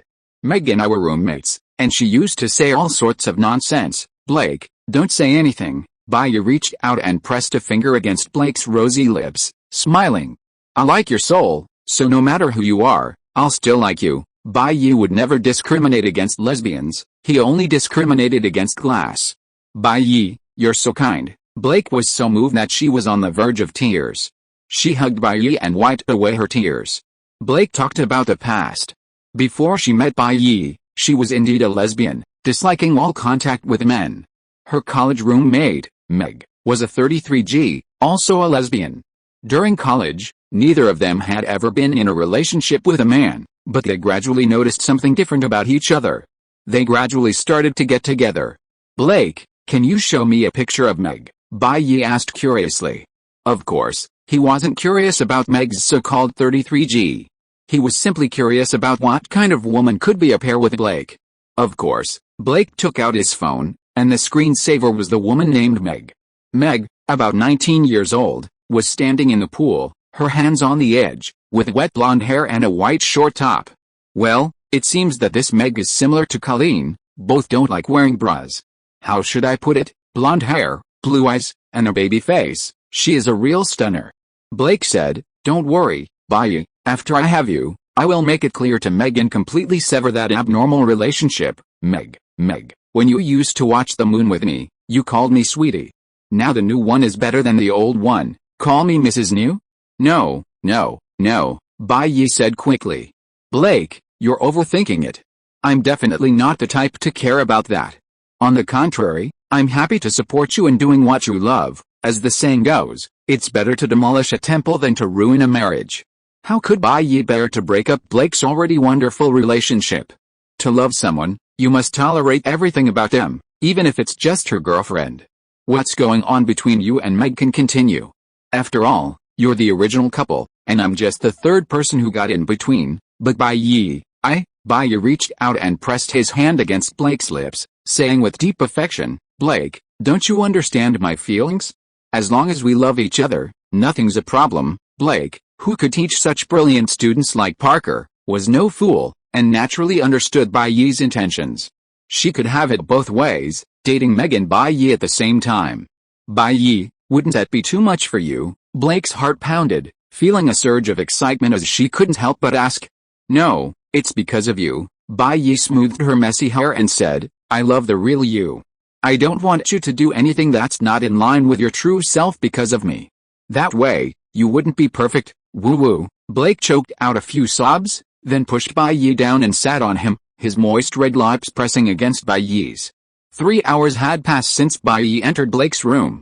Add to that the time Bai Yi had spent in class earlier. It was time for Parker and the others to get out of school. But Parker still felt uneasy about his uncle Bai Yi, who hadn't been heard from since he left with Mr. Blake. So after school, he went to Mr. Blake's office to check on him. Just then, he saw Bai Yi walking out of Blake's office, pants in his hands. Bai Yi's face was filled with embarrassment when he saw Parker. This naughty kid, why do I always run into him? Uncle Bai Yi, Parker said quietly, is Blake just another ordinary leopard print ant? No, Bai Yi said with a wry smile, she's just my new friend, Parker. School was over, and it was time to go home. Bai Yi, going home together? Parker shook his head. Cam and I have things to do.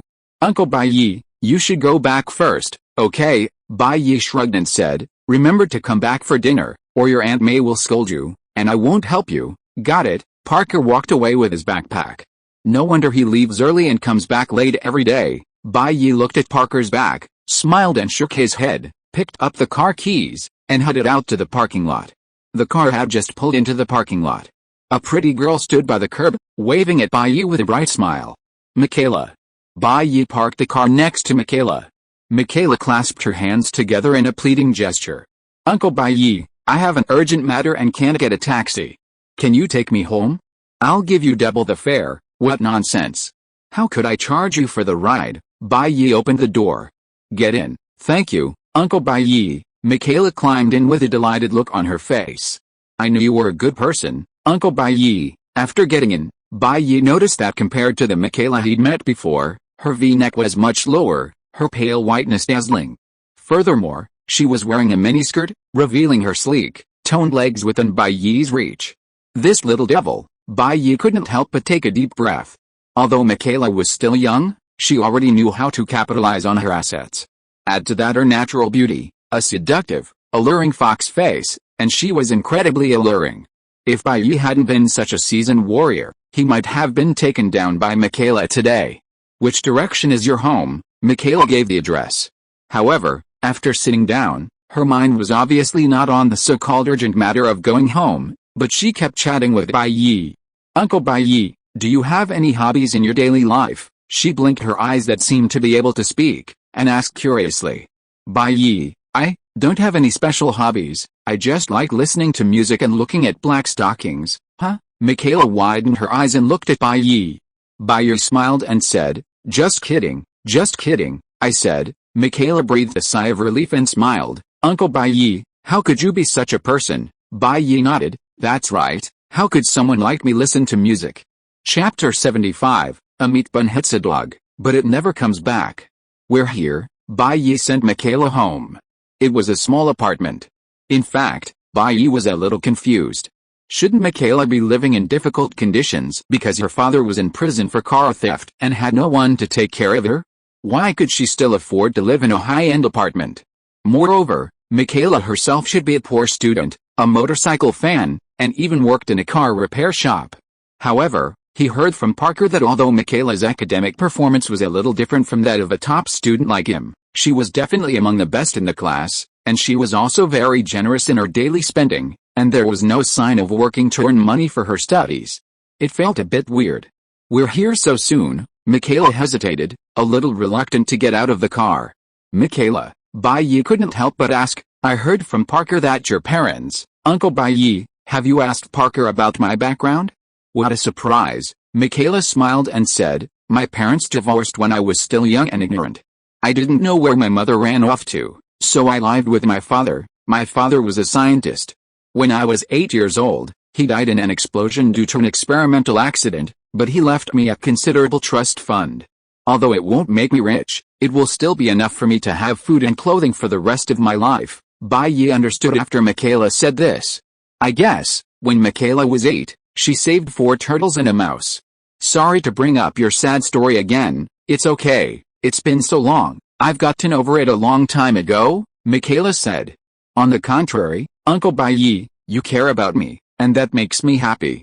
It's been so long since anyone cared about me. Bai was puzzled. Doesn't your friend Diana care about you? Oh, that's the care between friends. Uncle Bai, Michaela blushed a little. It's definitely different. Michaela must be missing fatherly love. If you'd like, just treat me like your own uncle from now on. Bai stroked Michaela's head and said gently. Really? Michaela almost jumped up in excitement. Uncle Bai, you're so kind. Now that he was her uncle, Michaela suggested exchanging numbers, adding him as a Facebook friend, and so on. Bai couldn't refuse, right? Once everything was settled, Michaela suddenly leaned over and gave Bai a big kiss on the cheek. She stood at the car door, grinning. This is a kiss of affection from your niece to your uncle. Uncle Bai, please don't misunderstand. Don't worry, I won't. Bai shook his head helplessly and said, let's go home quickly. Goodbye, Uncle Bai. Okay. Watching Michaela walk into the house, Bai started the car and prepared to return to the treasure house. Back inside, Bai was surprised to find a stranger there. With long blonde hair, delicate features, and fine skin, she was quite good-looking. She wore a tight black top that accentuated her slender figure, revealing a hint of her snow-white waist and adding a touch of sexiness. A short black skirt lifted her waistline, highlighting her round, long legs, wide and slender. She was quite good-looking indeed. But Bai looked at her face and knew he was meeting someone he knew. Sharon Carter.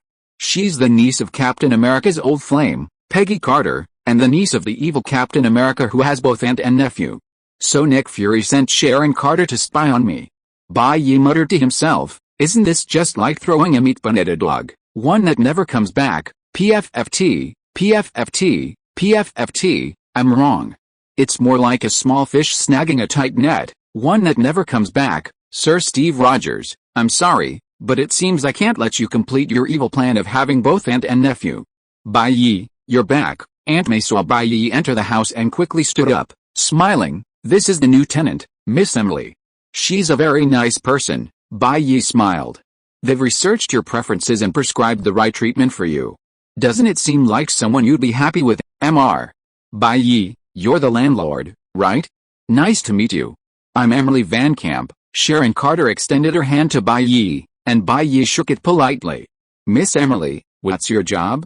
What brought you to this place to rent? Are you single? Bai asked with a smile. Sharon Carter spoke methodically, I'm a software developer.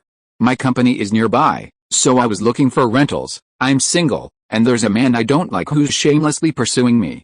I want to avoid trouble, so, then it seems Miss Emily would be a perfect fit here, Bai said. If you ever have any trouble, feel free to come to me. Whether it's the mob or the NYPD, I can help with minor issues. Of course, if you commit murder or arson, I can't help you. I have a deep hatred for crime. Thank you, Mr. Bai, Sharon Carter said with a smile. Just as Bai was teasing the young agent, Michaela came skipping home. She was very happy to have gotten closer to Bai. As an uncle? She didn't want him. As a father, that was more like it. Having lost her father at the age of 8, she longed for a father as handsome and gentle as Bai, someone who could give her fatherly love. Opening her phone, Michaela eagerly scrolled to Bai's Facebook page. She really wanted to get to know Uncle Bai's daily life. But she opened Bai's profile. My name is Bai, male, born in 1983. I've had enough of playing around. Now I'm looking for an honest woman to take over.